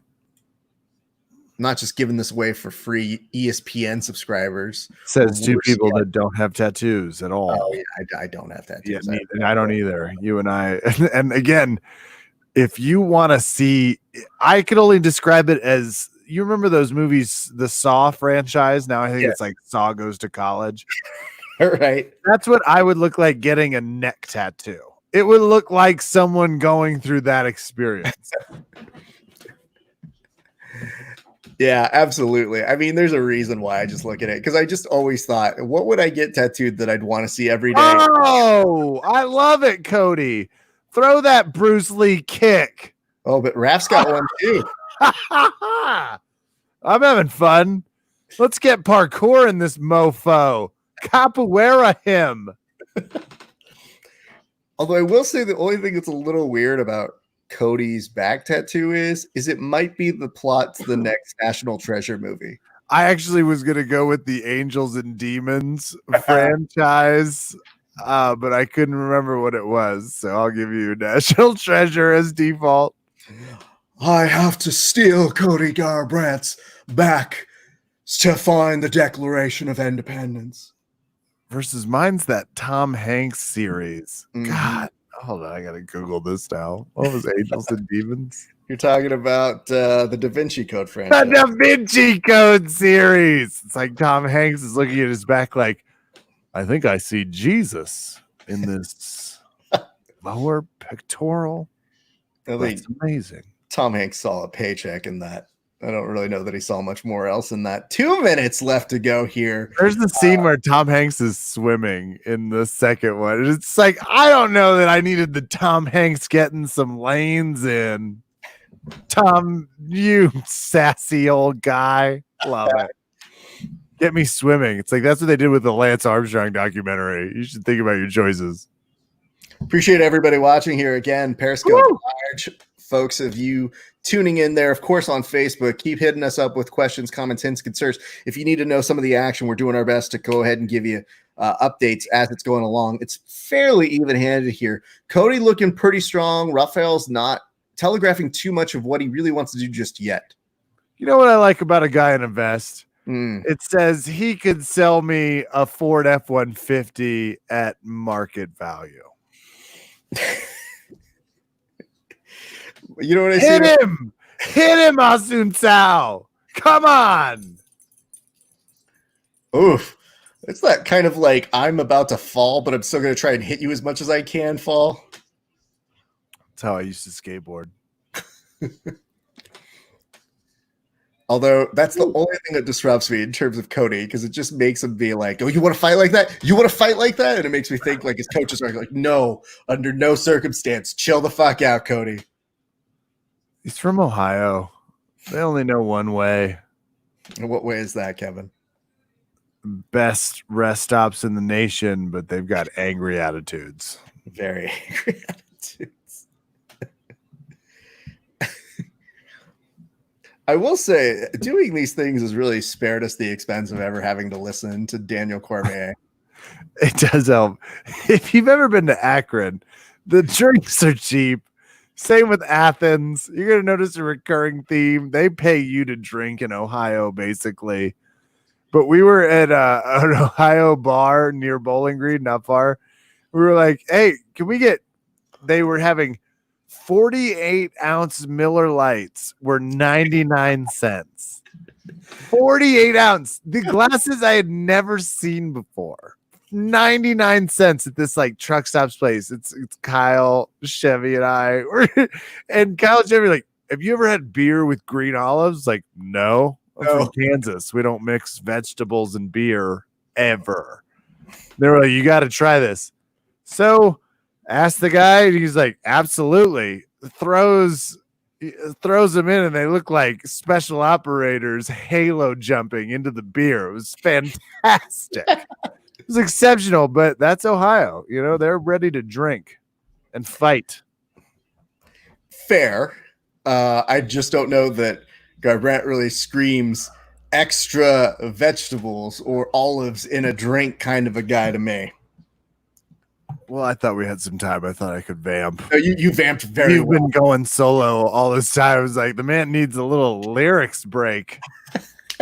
Hey, you know what? Oh my God! Trying with the Street Fighter. Now everybody keeps going down, Rap. I can't tell who's winning. Yeah, there's definitely a lot. This is my favorite fight of the night so far. Just so we're clear, whatever that spin was, they look like they are genuinely roller skate fighting at this point. That's fair. At some point, it did look like Cody was starting to generate that Sonic the Hedgehog button where he starts pushing a button to make him go fast with the punches there. We are getting some love. Thank you for the hearts over on Periscope. Continue that. Keep it up. We'll give you more information. Askow now is with the pushing of Cody Garbrandt, trying to make him feel a little uneasy against the cage area. You are being so much nicer than you normally are about Askow, but you're not still being nice. I want to be clear. Like, you're being nicer. You're not being appropriate about it. What are we supposed to call his last name? He's a fellow Hoffa. What do you want from me? I shouldn't be defending him. If it was a Kevin, I'd look like an asshole right now. He knows there's a right and a wrong way to spell it. He spells it the wrong way. That's all. That's all I'm saying. And yes, I generally tend to root for them. However, I don't think you rooted for him on the show. Did you have him down as your pick? Yeah, because I said Cody had too many neck tattoos. It weakened him. Well, that's just the only reason I know that is because I screwed up the sound, so I re-listened to every minute of it. But it's tough to hear your own voice that much. Yeah, I know. It's already in my head, guys. This is the only thing I can do. Listen, my favorite thing is that we had listeners who were just being very helpful and saying, "You guys know the sound's a little off," but I was just kind of like, "I hear it, I know, I saw it." That is them being very polite because the sound was a jambalaya disaster of audio mix. But here's the good news: we've done 400 goddamn plus episodes, and that has never happened to us before. No excuse. People shouldn't even give us a second chance. I should write them all and be like, here's what you should be listening to instead. Find some GD professionalism. Well, let me go ahead and tell you guys what we're seeing right now. I've got about 230 left in this round. Yep, same. Not a ton has changed. Fewer cartwheels. There's fewer cartwheels than there were earlier. There should 100% be a tail of the tape cartwheel stat at the end of the fight. We've gotten a little less vertical. We're fighting now just on the normal plane, which is fun. I want to give Asun Sao credit because not a lot of people wear the ankle braces anymore. That's a pretty pride thing to do. Dig it. Yeah, well, not only that, but we're also used to the grappling sense of it. A lot of switching stances by Askal, by the way. The switching of the stances is nice. But for us in grappling, whenever you wear those, you always feel like you're telegraphing, please footlock the shit out of me. This is probably the most amount of people watching. So can I come up with my my very I feel like the UFC could be doing more for gay pride right now, Raph. Okay, please go ahead, Kev. So we've seen people be able to get away with red or blue gloves. How come we all don't have Sean O'Malley's hairstyle gloves right now? How come we don't have rainbow gloves to say to our very strong and prominent gay community, we're allies in this? And the UFC just missed a mark here. It's June. They could just that's my thing. Pretty sure that rainbow gloves, Raph. Oh, rainbow gloves. Not only does Cody knock him down, but he's kind of like, I will do that again. Don't do that again. Then Askal hits it. You got me doing it now. Asun Sao hits him. It's a better name. Askal is way better than Insun Sao. I'm a little nervous about Hoffa here. He looks a little slower. I think he's gotten hit a couple times and he said, oh, I don't want to be as close to you as possible. I kind of want to back up and kind of have you engage and maybe try to counter you. You have Hoffa. You just have Raphael. A power clairvoyance. Yeah. I know what he's thinking. I touched base with the Rafa Third Eye Network and we're all right on base. Hold on. I've got you. Yes. Tell Kevin the vest is okay at best. Much like your nickname for me is what he's saying right now. Nice jump kick. Yeah, that's what I'm talking about. Oh! Oh! Shit! Oh no! Ouch! Ow!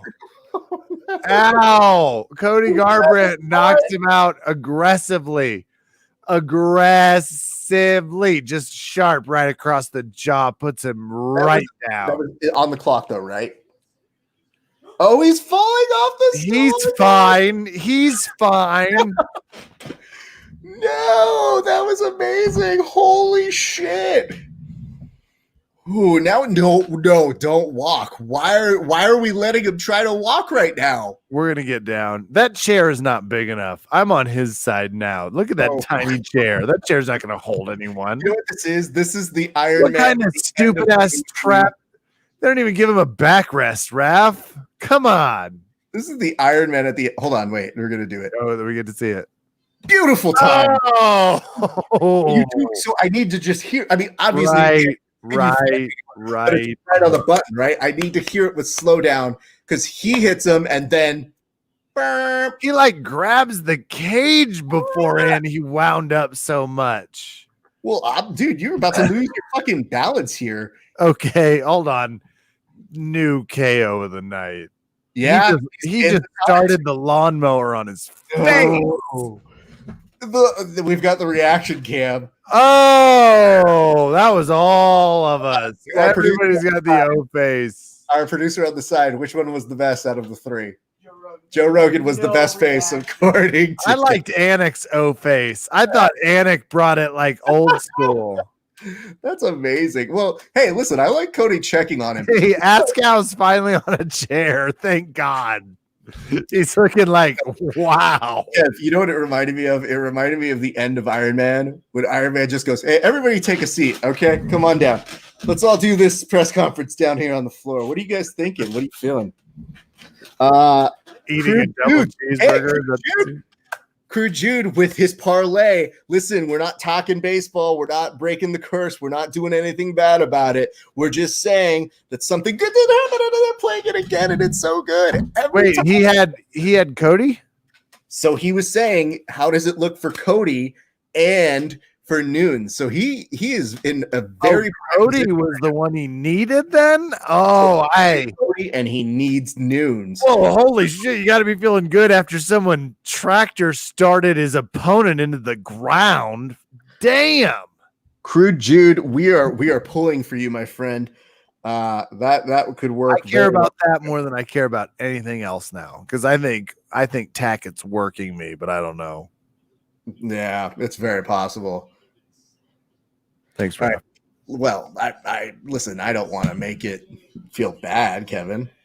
I would tell you who won. This is I love it when they do this. It's like, now hold on. You don't see Karen Bryan getting dragged on this, but right now they like put her response over, and she should be hosting one of these goddamn shows, but instead it just says holy shit from her. When do you see a professional like her do that?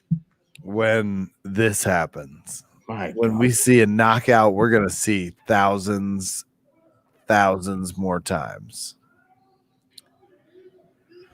When do we do the toast thing? We will. I might want to hear what he has to say, because it sounds like they still have to vamp a little bit before they bring out Noons. So let's kind of collect ourselves for a moment. I would tell you to look at what I just sent you on the private messenger. I was like, did you just message me? I did. So I've rescinded my thoughts initially that I have expressed. Crude Jude 73. So that's the dude who is the parlay. Yeah. Okay.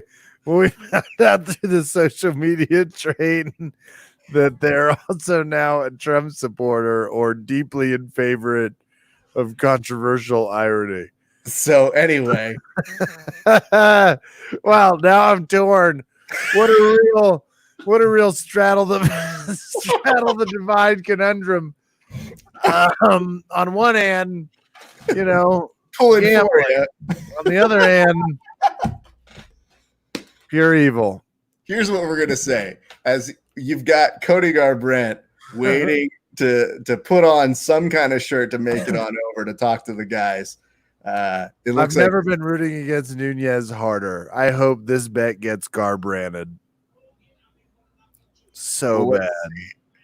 Here we go. They're talking to him. I'll give you some updates on this. I think Joe is saying that has to be his all-time favorite knockout, which, by the way, got to be a top.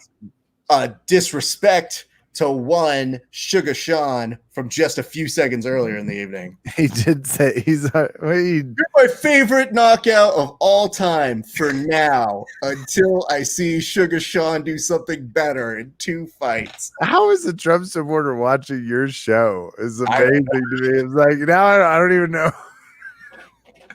I love it. It's so funny.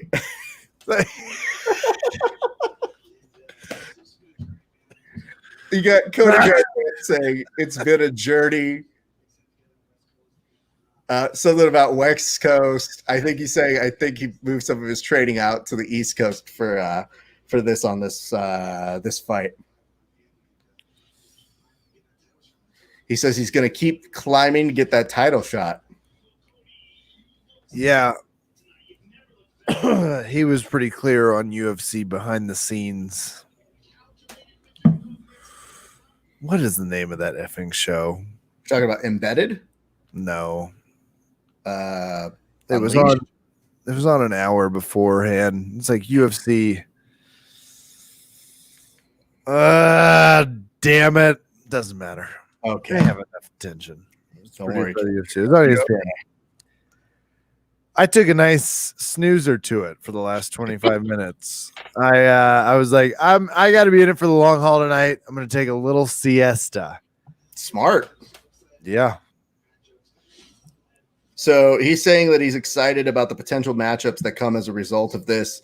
You know, he's got a good game face about all of it. Kudos to him, man.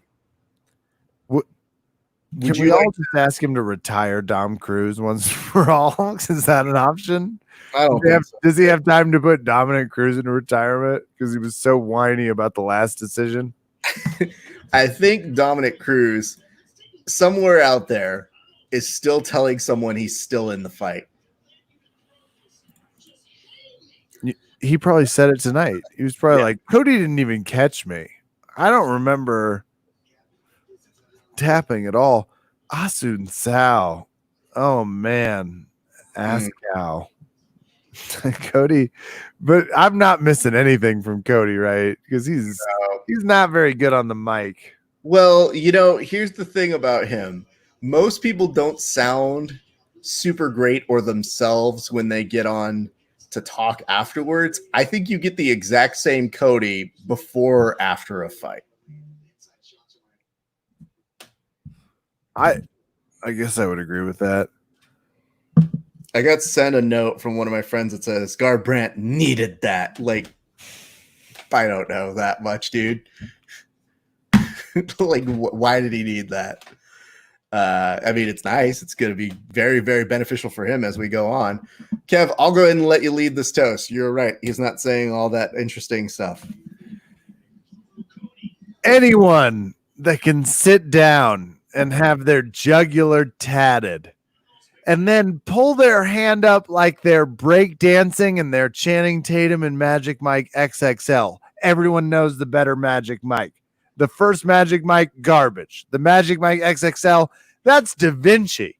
And what we saw tonight was a neck tattooed Channing Tatum Da Vinci performance by a state I didn't think had it in it. By someone from Ohio, which speaks to both his ability to overcome shitty state dwelling and a larger sense of what it means to genuinely knock someone the fuck out with the pull the chainsaw move from deep in the day. Cheers to Chody Garbrandt and his nudist colony that he's forming. Woo! I will say someone should try to see if the social media for Chody as in Chode Garbrandt. Cody Garbrandt. Cody. Sorry. I guess I just you got excited. I said what felt real. I said what felt honest. I can't, it's my truth. It is your truth, and you live your truth. I'm going to get a little bit more wine, which does not speak well, considering I called him Chody during That's the idea. You know what the worst part is? When I first envisioned this as like an actual concept, I go, am I responsible for making sure like when I have to cut you off? It's like being at a virtual bar and being like, hey buddy, I think you're done there. And somebody on the other side going, no, I'm not. Thanks. Well, you remember when people used to do the Tour de Franzia. Well, I'm not slapping the bag. Somebody just said, who the F is Jody Garbrandt? It's actually Chody is how he mispronounced it. Thank you. I like that they are Jody. It's like, how much did I crush it? That I said not only the right name, but not a clear version of the right name. That gets that they're right. They're the right ones. Everyone's right. I am not. Jody? And it's not a terrible name, but it's a terrible name.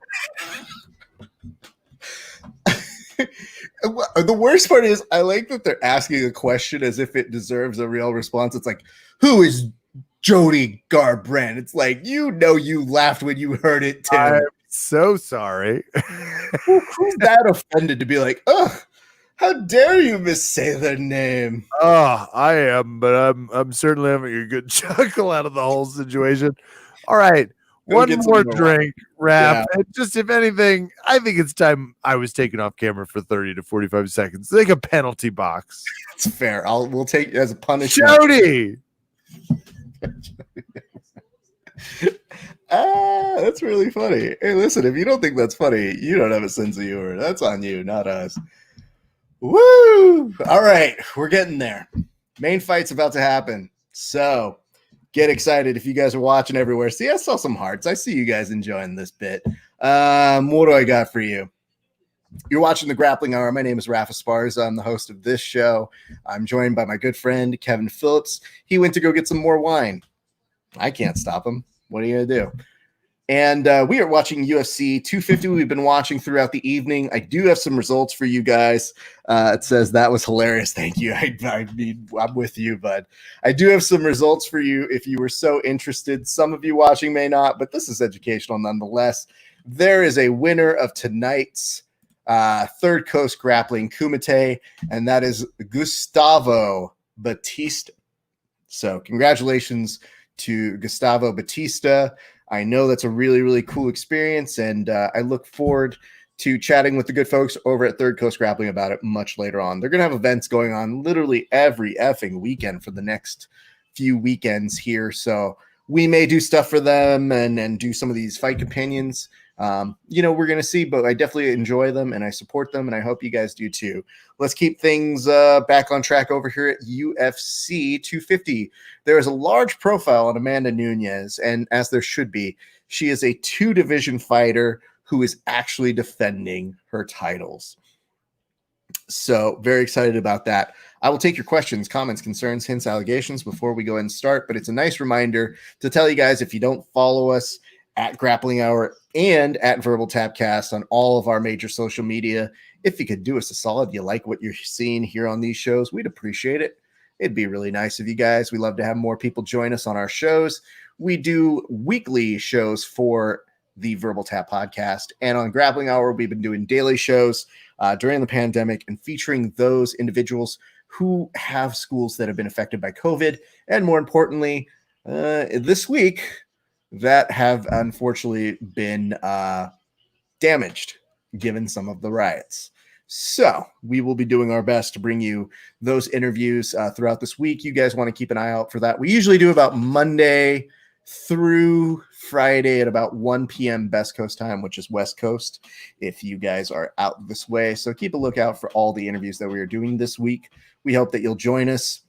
In other news, what can I tell you?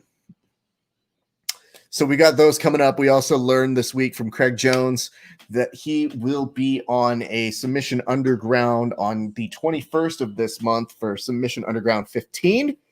And we look forward to seeing him take on Gabriel Checo. That will be a very fun experience. I believe we'll be doing another one of these for that for sure. And then there's going to be a 8-man bracket to decide who wins $10,000 and the opportunity to take on Craig Jones at a July 11th-ish card. So anyway, for Felicia Spencer, she is now walking out to Queen, which is having a good time. It's not bad. It does feel underwhelming without a crowd. This is a crowd song. Walking out without a crowd just seems like a mockery to this song, but like Queen actually made anthem songs for large audiences. So when there is, the athletic commission that just goes, yeah, I like this song, a little underwhelming. So there's that. We thank all of you guys for watching on all of our different channels. We are broadcasting live at Grappling Hour on Twitch, YouTube, Facebook, not on Instagram, but you can follow us there as well. We appreciate you guys following us everywhere. All right, checking to see what comments we've got as we get ready for the main event. I'm going to go ahead and put on the branding here that lets us know we are at Amanda Nunes versus Felicia Spencer. We've been having a blast here all night long. Yes, we have covered every fight. We did miss the first fight, I will say that. But we did appropriately toast them. And we have to circle back to give one Pitolo a cheers before we get on out of here. So don't let me go without letting us take care of that as the night comes to a close. So I'm just going to remind you guys. And if you give us some hearts, you like the broadcast, or you share the broadcast, we will give you a cheers on air as we are watching things. So we always appreciate the love that you give to us. And I am now returned back on the broadcast with my good friend, Kevin Phillips. Kevin, you back? I'm trying. Oh, okay. Doing my best as Nunez heads to the octagon. The tiny octagon. Are we calling it that? I don't think that's a thing. However, hashtag tiny octagon isn't bad. How is the octagon size not like a regulated thing? Well, who's gonna regulate it? They own the trademark to it. I don't give a shit at all who regulates it, but I would think the big dog is doing his thing again. I would think it's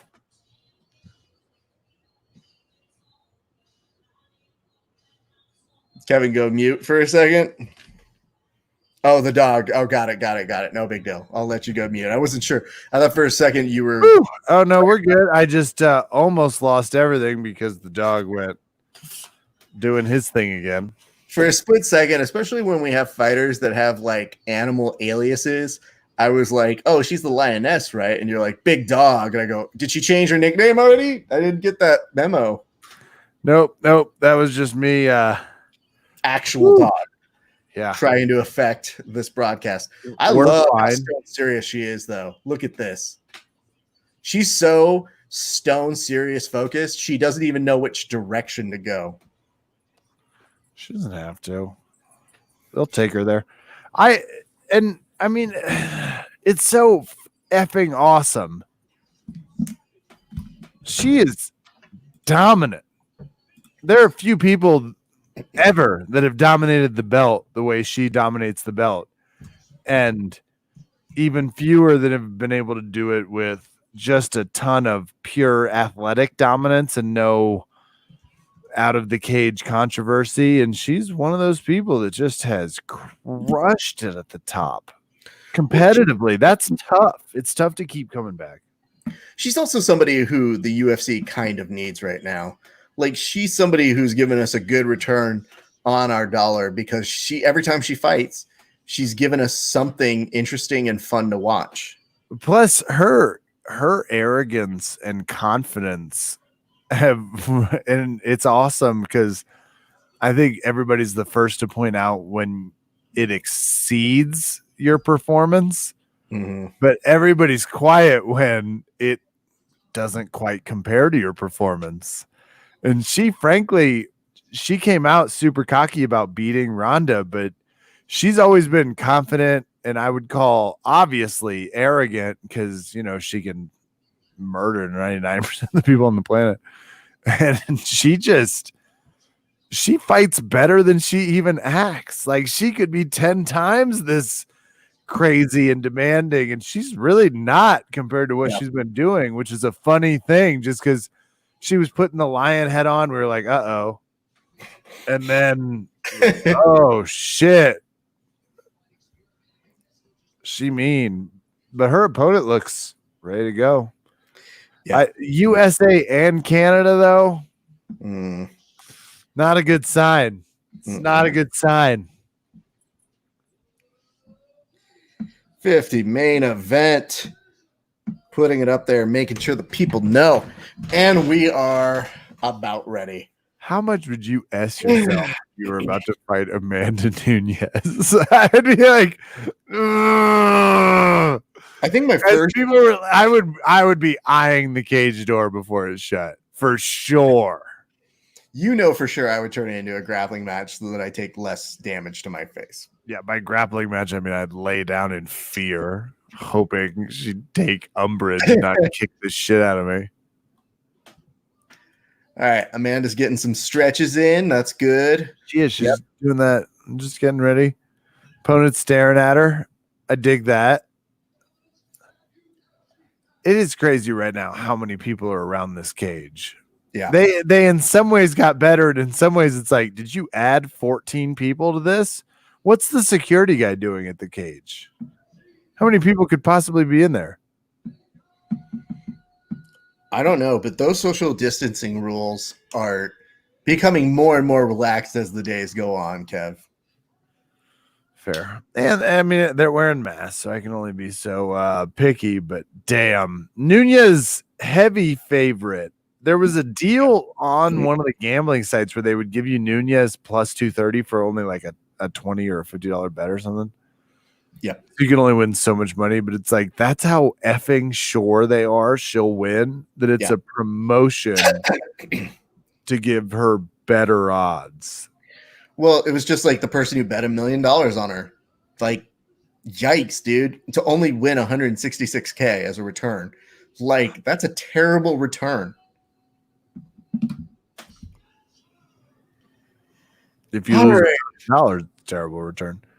Yeah. Damn. And simultaneously, what would it cost to bet to win $1 million on her opponent? I don't know. On Spencer.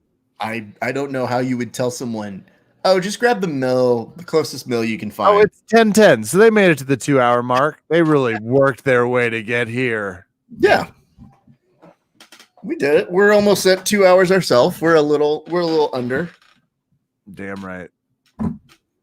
Okay. So far I dig it. Keeping some distance. It finally looks like someone physically who belongs in the cage with her, but that always doesn't go great as a measurement. It's like she famously knocked out Cyborg. She's the toughest woman, toughest fighter. Ooh. Oh, overhand right. She just has a devastating overhand right. Plus, like a massive jiu-jitsu person just doesn't need it usually. Yeah, nice crack.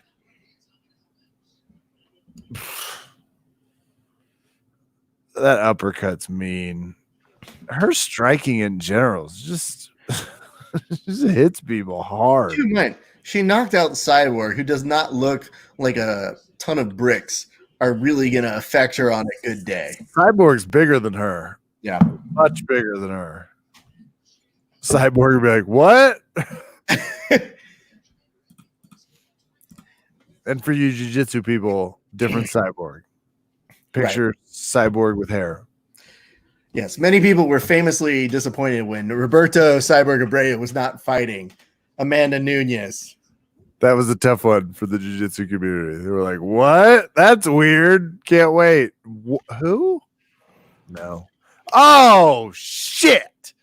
And I always forget she's a judo badass amongst her many threatening talents. It's like, why judo? Why the most painful throwing ability? And isn't she a world-class wrestler? I like the I like it over from the commentary right now, because what are you supposed to say? Like, the whole thing is you're supposed to have one thing you're supposed to be able to find as a weakness. You're not supposed to be able to toss people like that judo-wise while throwing that uppercut. That's for damn sure. She's a beast. She is just a badass. And you can see her opponent, who's a badass, getting her ass kicked. Yeah. The Nunez. Even the way she grabs, she just neutralizes that, gets her knee in. Beast. I like Joe Rogan saying, she was trying to find a way through Amanda's legs, but now she's got nothing. Oh, this is actually, unless it's in a ruse to take her back. I was like, oh, wait, this is a good, is Nunez just trying to take her back?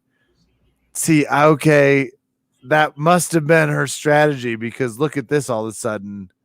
Yeah. Her opponent completely abandons that plan, avoids the escape entirely, and now she's in a very dominant, dangerous position. I would like to say that whole connection that you were talking about from the transition of taking the back from that side control, it looks more like a parent trying to put a kid to sleep that doesn't want to go to sleep. It looked planned. It looked very orchestrated. That's why it's like, wait, what? Oh, shit. She just baited her right into moving into the kill zone.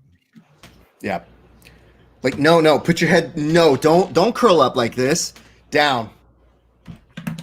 I wish I had advice for getting rained elbows on in half guard, but this is ref right now, jiu-jitsu wise. This is my game. Like Yeah. the Spencer on bottom. It's like I freely admit if people could elbow me, I'd be fucked. Pretty sure there'd be a discussion of you from underneath going, I thought we agreed to no elbows. Didn't we say no elbows? I would be this because yeah. Jiu-jitsu wise is a very strong position for me. MMA wise, I'd get murdered. And I have to tell you, I'm impressed by Spencer here to survive. She's surviving round one, and I'm not sure she should have. Here's what I would tell you. I would also like to say a nice quick little cheers over to John Martinez. Thank you for watching and joining with us. We hope you're enjoying the fight tonight. If you need more results, we're happy to tell you what is going on. Well, what is going on right now is Nunez is beating Spencer's ass in a 1 of 5 round match that's about to end in 4, 3, 2, 1.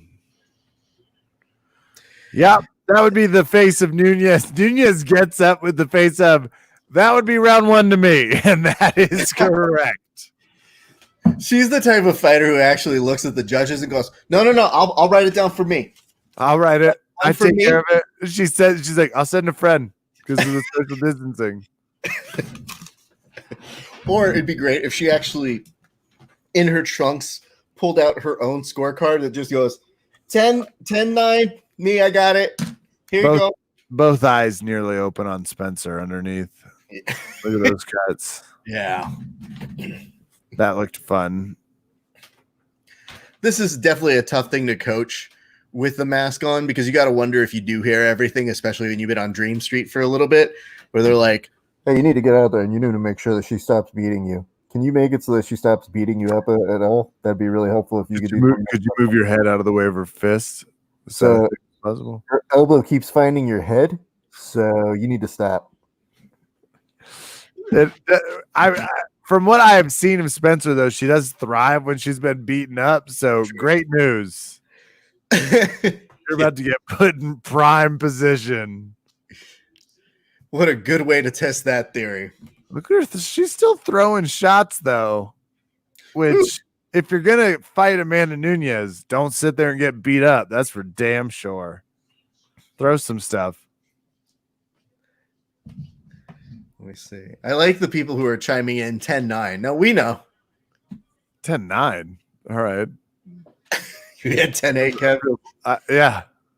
I thought 10-9 was a little generous. What are you talking about? What round were you watching? Amanda Nunez is dominant in that first round. She is. However, I would say in listening to older episodes of our show, there's definitely a moment in one of our very first episodes in which I'm like, Kevin, we need to talk about a 10-8 round and what constitutes it. You're like, I just want to give more. That's funny. My shitty judging has been a parallel throughout years of this podcast. Which is the grappling hour, a verbal tap, the podcast. Honestly, sometimes people can't tell the difference. You have the logo behind you. I do. No, but it's both. Look at this. I try to make sure we're inclusive. Yeah, we are. It's just one looks like an electric boogaloo hidden through. Damn. I don't want to. It's the force of which she comes at you. It just seems like it's not something you can block both on. You have to decide what you want to get hit by Nunez wise. Yeah. And so far, again, zero notice. The only thing I have noticed that is big in terms of difference is this smaller cage makes a big difference. Yeah. We have seen more action tonight. I think you can tell by the knockouts that we've had this evening. Some definite improvements. Go figure, by the way. Here's an interesting observation that I have, and you can tell me if I'm wrong.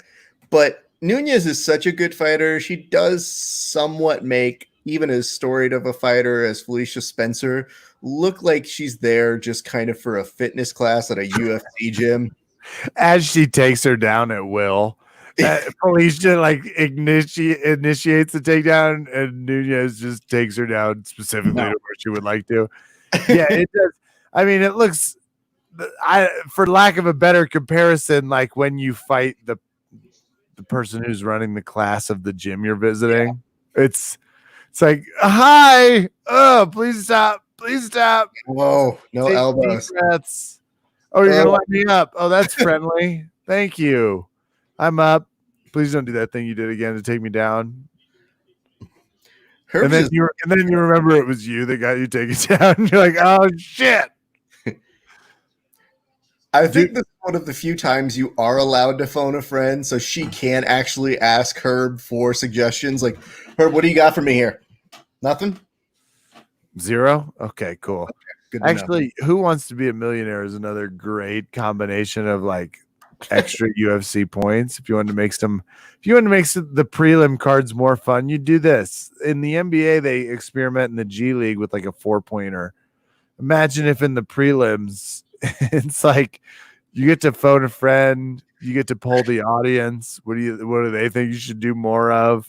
Ooh, poll the audience for a judge's scorecard actually sounds like a great gimmick.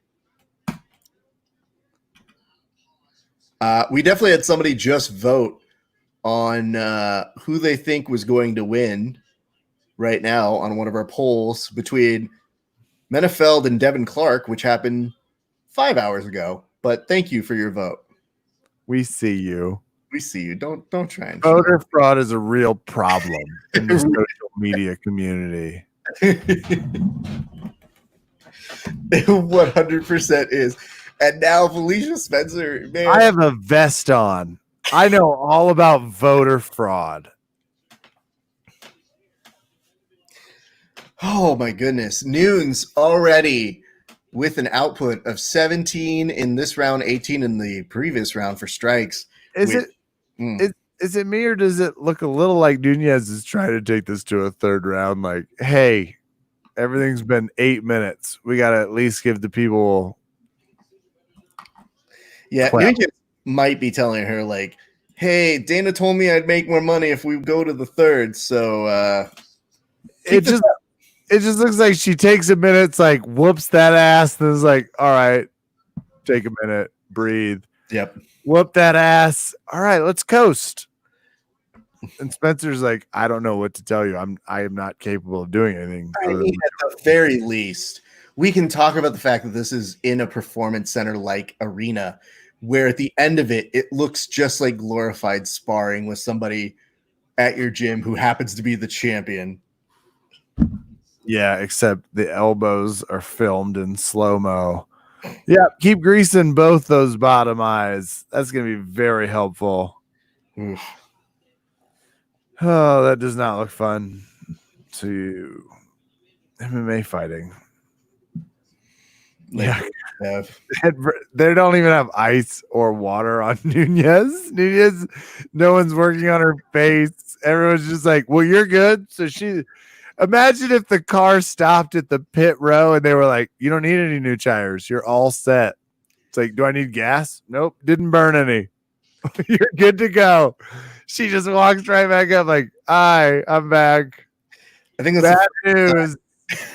I think it's the first time in between rounds they've been like, would you like some hot stones for your back? Can we get you a tea? We can order something from the concession. We have some infusion cucumber water. Would you like to drink some of that? It's like, I would like some lemon cucumber. It's like, well, we have lemon. We have, you know what? We'll mix it. We'll Arnold Palmer it.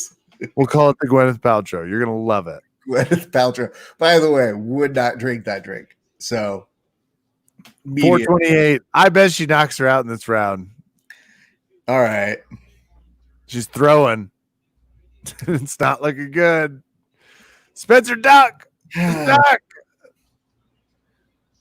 Yeah, we're now getting to that scary part of the fight where Nunez is starting to feel like maybe I should end this.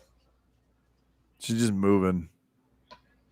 She also has the sleeve. I don't remember if she had the whole sleeve, but almost judo tosses her down again. She's smiling now. Yes, she is smiling. She is. It's eerie. It's just sad. She's a badass. I think this is one of the few times where audience members are also reporting this as online bullying. Like they're probably calling and being like, yes, there's a woman who's beating a woman in a cage. She just knocked her mouthpiece out. Not a great sign for the whole cause. No. Genius. Nope. My thing's on the ground. I need a minute. Hey, everybody.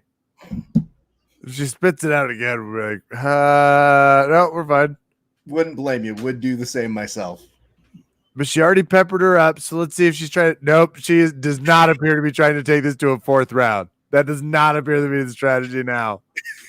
This is different. Like, look at her. If she all of a sudden stops at 2 minutes, then the idea is let's go to the 4th. Yeah. Well, this is also one of the few times when you will see Herb Dean come over and give a suggestion to the fighter. It's like, hey man, could you finish this up? We're good. We're a wrap now, right? We're not to 2 yet. I'm still waiting for a new punch. Mm. Oh, she hit her. That might piss her off. That might upset Amanda Nunes. Let's see. Yes, it does appear to have upset her. She just threw her to the ground wildly. What's the stop this time? Oh, she wanted her back up. Okay. Sit down. What is happening? Kev. No, let her stand back up. That's the point, Kev. What was that? What is the let her stand back up thing? I guess Champ gets the rules. Hey, Champ said stand her back up. Fuck me. I'm not. Shut up. I don't know what I'm talking about. Champ mostly just says, you know what?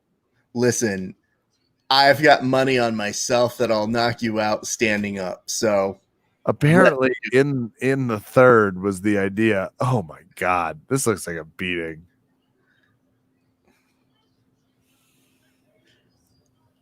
I also think this might be one of the few times we hear the 10-second clacker go off in the last minute.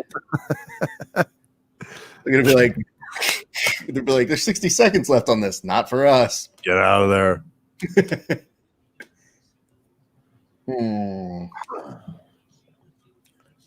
The takedown attempt is not helpful. So we've seen Nunes allow fighters to kind of get all the way through 5 rounds. Do you think that's a potential here? Not from what I'm seeing. Okay. She does not appear to be taking it chill. And Spencer's got a chin, but I don't know. How does she look to you? She looks like she's getting beat up. But again, this is based now on the idea of Spencer's just kind of in there. She's not even really throwing anything anymore. She's just kind of like a moving target for somebody at this point. Yeah, but that somebody is Amanda Nunes. Like if it was Dom Cruz, I'd be like, I don't know. But it's Amanda Nunes. See, it's the lunge fall that doesn't give me a lot of confidence. I just feel like Spencer's like one good combo away from being like, fuck my life. I'm so done with this. Do you think that Cody Garbrandt is back there being like, I just have 1 round with her, man? With Nunes? Yeah. I would watch the shit out of that. I would genuinely. I don't love his chances in that. Whew.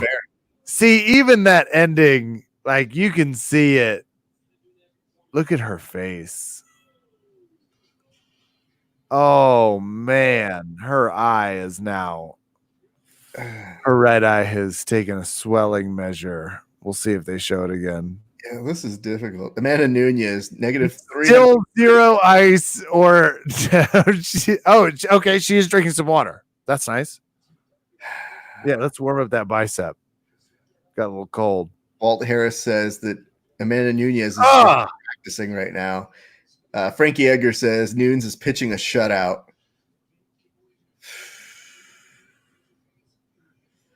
Ow.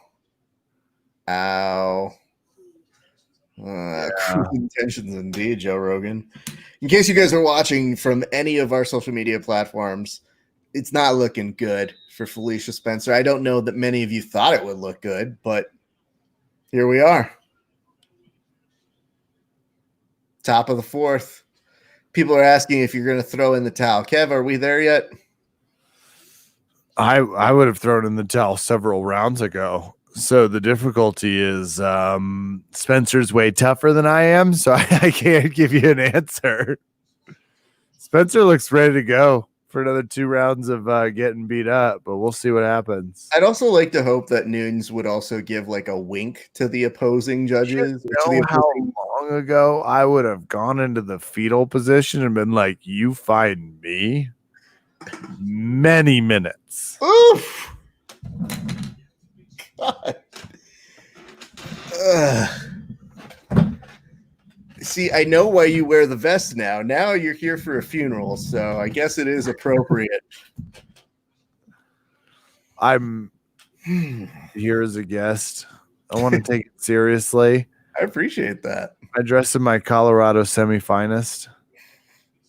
Listen, dude, that's good enough for most people's weddings to wear just that. You would be fine at a handful of them.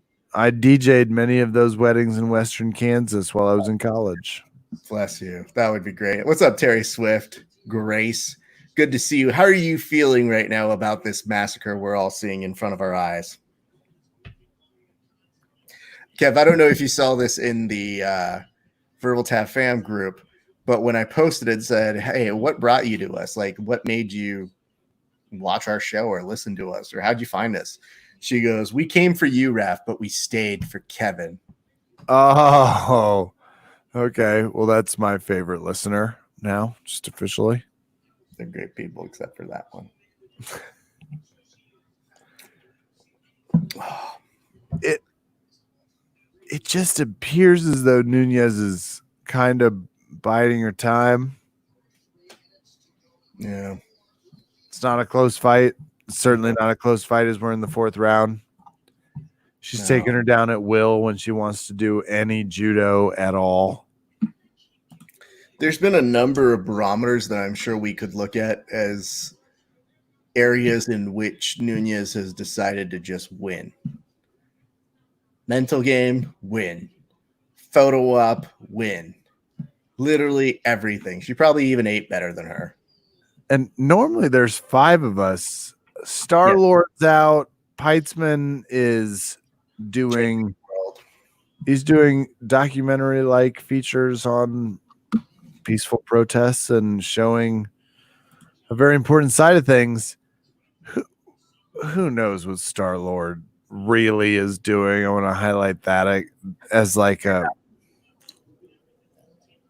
he's just in Florida, probably eating Outback Steakhouse takeout. And, Jake's still fighting. Well, not fighting, but watching people. Good catch, Kev. Yes, he was competing tonight, so everybody was all over the place. He was kind of competing tonight. He competed a little bit. He didn't compete a lot. As one would against one Gay Vargas. I would tell you this. The gentlemen here are interesting in that it's interesting as what people are doing right now. I mean, I wouldn't have ever guessed that Jordan would be out, basically getting thousands of views on his videos just by kind of like documenting what's going on. But it's very fascinating and interesting to see.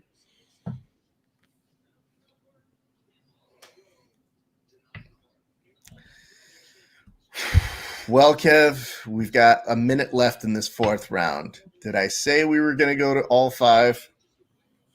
Yeah, I'm kind of angry you called that one. I just see something in Nunez when she just says, listen, I can do whatever I want, but I'm just kind of trying out some shit, and I'm not even really putting that much effort into it. So if I let you make it to the end, you promise to be cool? Awesome. I'm getting a Nurse Vicky text. Oh, maybe not, Kev. Whoa. 30 seconds left here. Do it. Finish it. That thing's not enough. No. Herb wanted to step in. Strangler. Finish it. Damn it. God. If you've ever wanted to Granby and there was somebody that just stopped you, like that. That's a completely different vibe. She makes it to the end of the round, and there was no real protection on that other than, well, Amanda just didn't have enough time to knock the wind out of her. Hello to every one of you watching on Periscope as well. In case you were wondering, it's going exactly like you thought it would. Up Periscope, ladies, gentlemen. Nunes is controlling this fight. It is going into its 5th round. It is not remotely close. We may be looking at one of the very closest things that we get to a 50, 40-ish, 42, 43 card. It's not looking bueno for Felicia Spencer. There's been chatter amongst some of you online asking, would you throw in the towel? It does not appear like they are, but they're doing their best to kind of cauterize some of the shit that's just bleeding on her face. They begin with the whistle being blown, asking them to come back to the octagon. But I would say, is there a way to get out? Right here, she has absorbed 75 strikes to the head, 12 to the body, and 20 to the legs. I don't think they're even going to show you the stats for Nunes. Aw, sisters. The white tank top does also show up like you're bleeding all over it. It's just like, is that your face? Yup. At this point now, Nunes isn't even jabbing with her fist. She's jabbing with her elbow. Ugh. Takedown attempt. No. I can't tell if DC was on the mic right now and just says, you got to protect yourself, Gordo. Oh, a grappling match at the end doesn't hurt anybody. Oh, and then Nunes starts punching. Like, oh, are they going to grapple? Nope. Nope. Nunes has her own version of grappling. It's similar to the combat jiu-jitsu, which, by the way, let's get her to combat jiu-jitsu, be a mosquito. Let's see that. That'd be fun. She would. She would. Nunes? Mm-hmm. I like Nunes' chances. I don't disagree with you. And depending on the weight, it would already be a smaller be a mosquito. But I still think at the very least, whenever they talk about putting people in the same matchups together, we just can't afford these people. That would be fun. And her versus Nicolini would be a fun. Like if we ever got Nunes into the grappling world, which I think we maybe, and not soon, but in like years, it'd be fun to watch her and Nicolini. Just think about it this way. Her right now, she's in the prime of her career. This is what we're seeing. When she gets to about, late 30s, 40s, if she wants to come do some grappling, it'd still be interesting to most people. I'm just thinking of like the senior PGA for whatever she's doing now. It's like grappling's not this. No one's going to try and elbow your side during. So Megan Johnson is saying, this is crazy. I thought Nunes would take it in the first round. So... yeah, could have. I think the idea is, did Nunes want to do that? So I'm already looking forward to hearing her in the post presser, where normally she has in the past said, like, I didn't want to do that. I just wanted to try this, or I'm doing this. For the rest of us, it is a crazy thing to think you have that much control. Look at Spencer's face tells a different story of this fight, and it isn't good. It is what we've been watching, which is it's not always a KO. KO is not always the worst option. Like I would have rather been KO'd than slowly bled out over 3 rounds. Jesus. This is, and you're welcome to tell me whatever it is, but I think Nunes is always going for max capacity. Mm-hmm. And I think this is scarier than getting KO'd. Possibly, yeah. Getting slowly elbowed over and over again to where your face is all messed up. Like she is truly an angry fighter. And I think this is intentional. Think about it, Kev. In poker, it's the slow play. You're looking around like, why are they doing this? They clearly could have won. They had pocket aces that whole time. Oh, shit. They won all my money. They're just mean. That's just rude. Didn't even raise at the full. Okay. I will say this, Kev. We have a surge of people who are checking in for the last few seconds of this fight. I don't know where they're coming from, but over on Periscope, there's a lot of people who are just trying to understand what's happening at the very end of this show. And I got to say, there's not a ton of things that are really happening other than Herb Dean is stopping the fight to check Spencer's face. This is big. This is a very large moment in the fight for the doctors to come in and check a bleeding match with 48 seconds left. So if you are tuning in from Periscope, you are joining us for something we don't see a ton. But damn, I don't disagree. This is also what I was talking about 2 minutes ago, and it was like, oh, Spencer. They might also be like, are you missing a braid now? Hey, she's good. They're fighting forward. 52 seconds left. Well, it's kind of hard to stop it here because they're able to contain it for as long as they need to feel like, yeah, this is fine. It's just more so the damage we're seeing her take in front of our eyes that goes, no. It says because the free feed drop. Oh, sorry about that, guys. We'll keep you updated on how this finishes out, but it's bull fucking shit. 40 seconds left. Well, Nunez is winning this fight. It's about if she can finish it with 20 seconds left or whatever, but she's taking her down.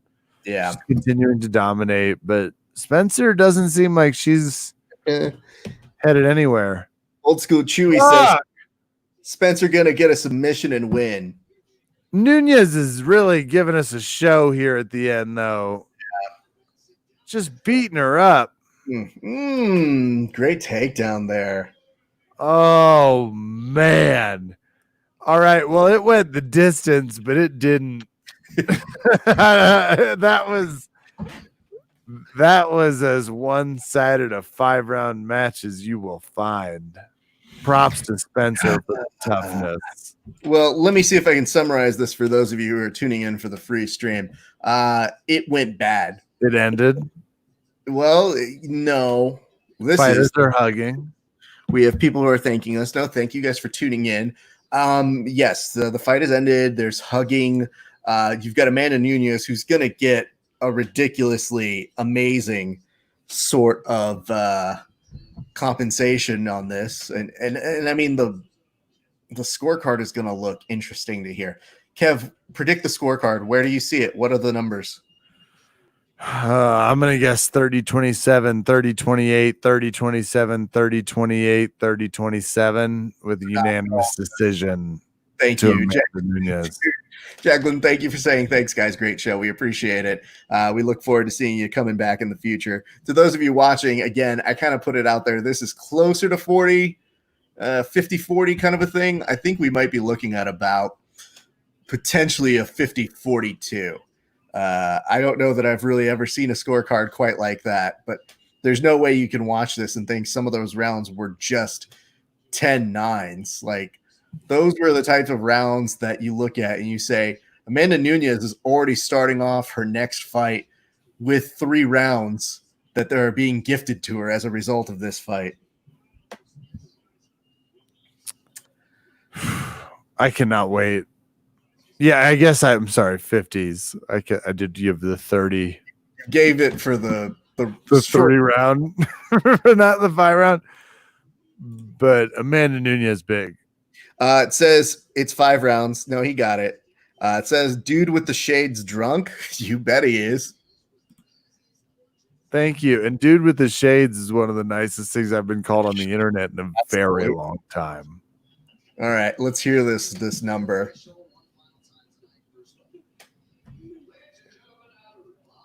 Man, and Nunez not even waiting for someone to raise her hand. Felicia Spencer just happy she has her wits about her. No one's waiting. 50, 44, and 485. That's the most generous 45 in a while. Well, think about it. 50-45 is 50-44 is still like what rounds did they say like this round's more dominant than those other rounds? Because I could say that maybe for 2 or 3 of those should have been 10-8s. Dude in the vest drunk, Raph? This was a tough fight to call, you know? You just got to deal with the punches. It's like not even saying that's a close fight to call. That fight was so obtuse that it was so hard to come up with a score that was the correct obtuse for it. I look like I'm trying to land an F-18 and do your taxes. I'm ready to partay. I enjoy that if they ever did a sequel to the Denzel Washington movie called Flight, it would be you, but you're the direct-to-Redbox version of it. It's called Pinot Noir. It's going to suck. Oh, Amanda Nunez let her touch the belt. That's really sweet. Like, well, here, you can touch this for a while. She bled on it enough. She gave enough bloodshed for it. She should get a chance to just see it. So a few things that we've learned from Amanda Nunez post-pressers is that she will thank the entire world. So we will be able to say a few things. I think that someone said in our comments, "Bye, Felicia," which you will. I've got max 2 minutes left in me. That's fair. Let's take care of our cheers on over to Rotolo. Do you want to take the Rotolo one? Do you remember the Pitolo? Do you remember that? I have no idea how he won the fight, but I definitely picked him. Fair enough. Let me go ahead and refresh a memory, and I'll take that one just to make it easier. Let's go ahead and tell you guys. I like that someone says, "Hey guys, Cejudo versus Nunez, battle of the midgets." Okay. Down. Got laundry to fold. So that's you, Kev. I don't know what to say to that other than okay. I do have a laundry thing behind me. I guess I could have shut the door, but the laundry's currently folded. I mean, there's such thing as air drying, you dick. So put that law in order. The laundry's folded. I will appreciate this. It says, "You on drugs, yellow shades." I'm not going to stand for this, my friends. This is on this. Is this Periscope? Who's coming at me hard? Am I on drugs? Yeah, I don't know. I mean, what kind of analysis that off? I thought I was pretty good. You were sharp comments. Just fine. I would tell you this, Kev. Don't change a goddamn thing about your life to make. Am I tipsy? No, I'm intoxicated. I'm 4 drinks past overserved. Yeah, I mean, Kevin is about to go ahead and close up shop. Kev, before we do our final cheers, tell the people where they can find you. Verbal Tap MMA comedy podcast. If you thought we were funny and you enjoyed some of the outrageous takes you heard here, you ain't heard nothing yet. This is me reserved because I'm on air. So join us anytime you would like at Verbal Tap. We will find out exactly what drugs I'm on. Fair enough. All right. This one is our cheers to one, Mackie Pitolo. To you, sir. Not only did you put on a great striking display, but before you were going to end the fight, you did this nice little trip that just made me go, see, that's the piece de resistance on there. That is what makes fighting true art. We have a great appreciation for your knockout. You truly deserved it. Congrats to you, good sir. Cheers on over this way from us to you. Kev, before we have you depart, I just wanted to say thank you so much for coming on. We always have a great time whenever you get to come on these shows. You're so fun to hang with. So it didn't even feel like a show, Raph. Just felt like another conversation where I get judged by the internet. I mean, here's the good news. I don't know why the internet's so surly because it's the best. I know why. I started this. I picked a fight with them. I came 1994 Bill Clinton style, and they were like, nope. Nope. I can tell you this. The best part about it is when they got mad that another stream crashed on them. So they figured the best thing to do was to be like, I don't want to pay for it. So I'm just going to heckle these guys who are telling me the results. I'm too poor to afford myself. So I'm poor now making fun of people on the internet. Nunez is holding 2 belts right now on ESPN. She is a dual champion, my friend. She defends both. So anyway, Kev, I'm going to let you get on out of here. I'm going to close up shop in a second. My thanks to you. I'm going to send a note on when we're getting back together for Verbal Tap. Probably Monday or so, right? Fine. Well, you tell me when. I don't know. Monday works, Raph. Whatever.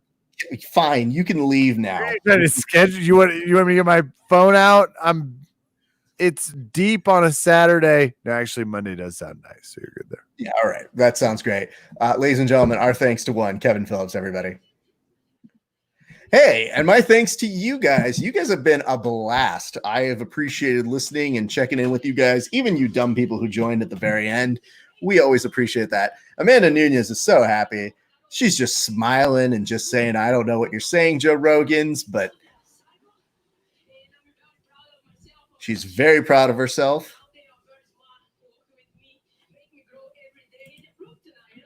What's up, Bill Oswald? Good to see you back, buddy.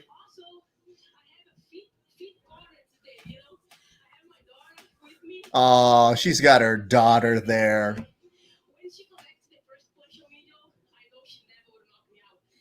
So Amanda Nunez was saying as soon as she connected on the first punch, she was like, that's it? Yeah, you're not knocking me out here.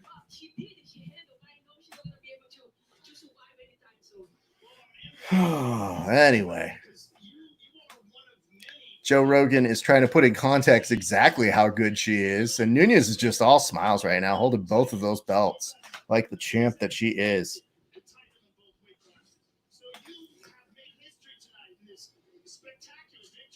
Reminding her that she has made history here tonight with her title defenses.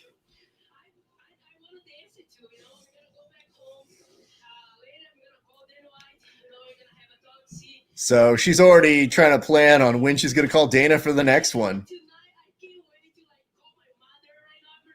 Oh, God. Her way to celebrate is calling her mom. Joe Rogan is just giddy with joy seeing her. And, oh, she has to say something. She said she wanted to go 5 rounds, as if we couldn't tell from her not knocking out Spencer. That's the reason she wanted to go. She was like, I got so many haters that are telling me you can't go 5 rounds. So I'm going to murder someone slowly. She's putting her over by saying, I've never fought anybody as tough as her, though. So that's a very nice compliment to somebody. It's kind of what we used to see with Anderson Silva when he would let somebody fight with honor until the end. And you go, you could have ended that at any time, right? Joe Rogan repeats, it's an honor to call your fights. And she has one more thing.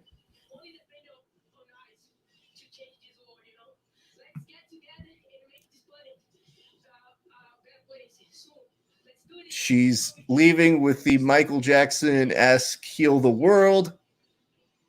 She has run out of one more thing. All right. Whew. Well, that's a lot of show for you guys. You got some knockouts. You got Kevin, or as you called him, Yellow Shades guy who needs to fold his laundry, which, I mean, is funny. So there is that. I'll give you guys that. What can I tell you guys? Monday through Friday here, 1 p.m. Check us out with new interviews all week long. We have a lot of people. If you know people who have been affected by, having their gyms shut down for COVID, who would like to spread a good message, or those who have had maybe some property damage, we're hearing a lot of those stories as well. Please feel free to get in contact with me. You can slide into my DMs. Let me know how I can get in touch with some of those folks. That is part of our hashtag Save Jiu-Jitsu Gyms series. We're talking about how we are doing our best to get back to training eventually. Some places are already starting to train, and that's great, and we wish them well, but we always want to make sure that everybody is being taken care of smart and that we go back about training in a very smart way. Also, if you get the chance, give us a follow. Give us a like. Give us a subscription at Grappling Hour on YouTube, Facebook, Twitter, Twitch, and the other one. You know them at this point. There's no real reason to go ahead and repeat them all. What's that? Periscope? What's this? What's that? That's the Periscope that you're doing? That's a Periscope. Well, it's more like it does like that. That's a Periscope. No, you're doing like a Cobra up. My wife's trying to give me notes off air, and it's not helping at this point, though I love her very much. Oh, by the way, early late night will be on either tomorrow or Monday. Check that out. You'll get to see my hair get cut. It's funny. Plus, we celebrate 8 years of early late night this week. You can catch that at early late night, all those social media platforms as well. And Verbal Tap, we will have one William Tackett return on our show this week to find out how he did against Kevin and over under Kevin, as well as all of the events from the weekend that we get over to catch you guys up on as we do our best every single week. My name is Rafa Sparza. On behalf of all of us here who are on the show tonight, thank you so much for tuning in. We hope that you had a great day. We look forward to get back to training, and we'll see you back on the mats.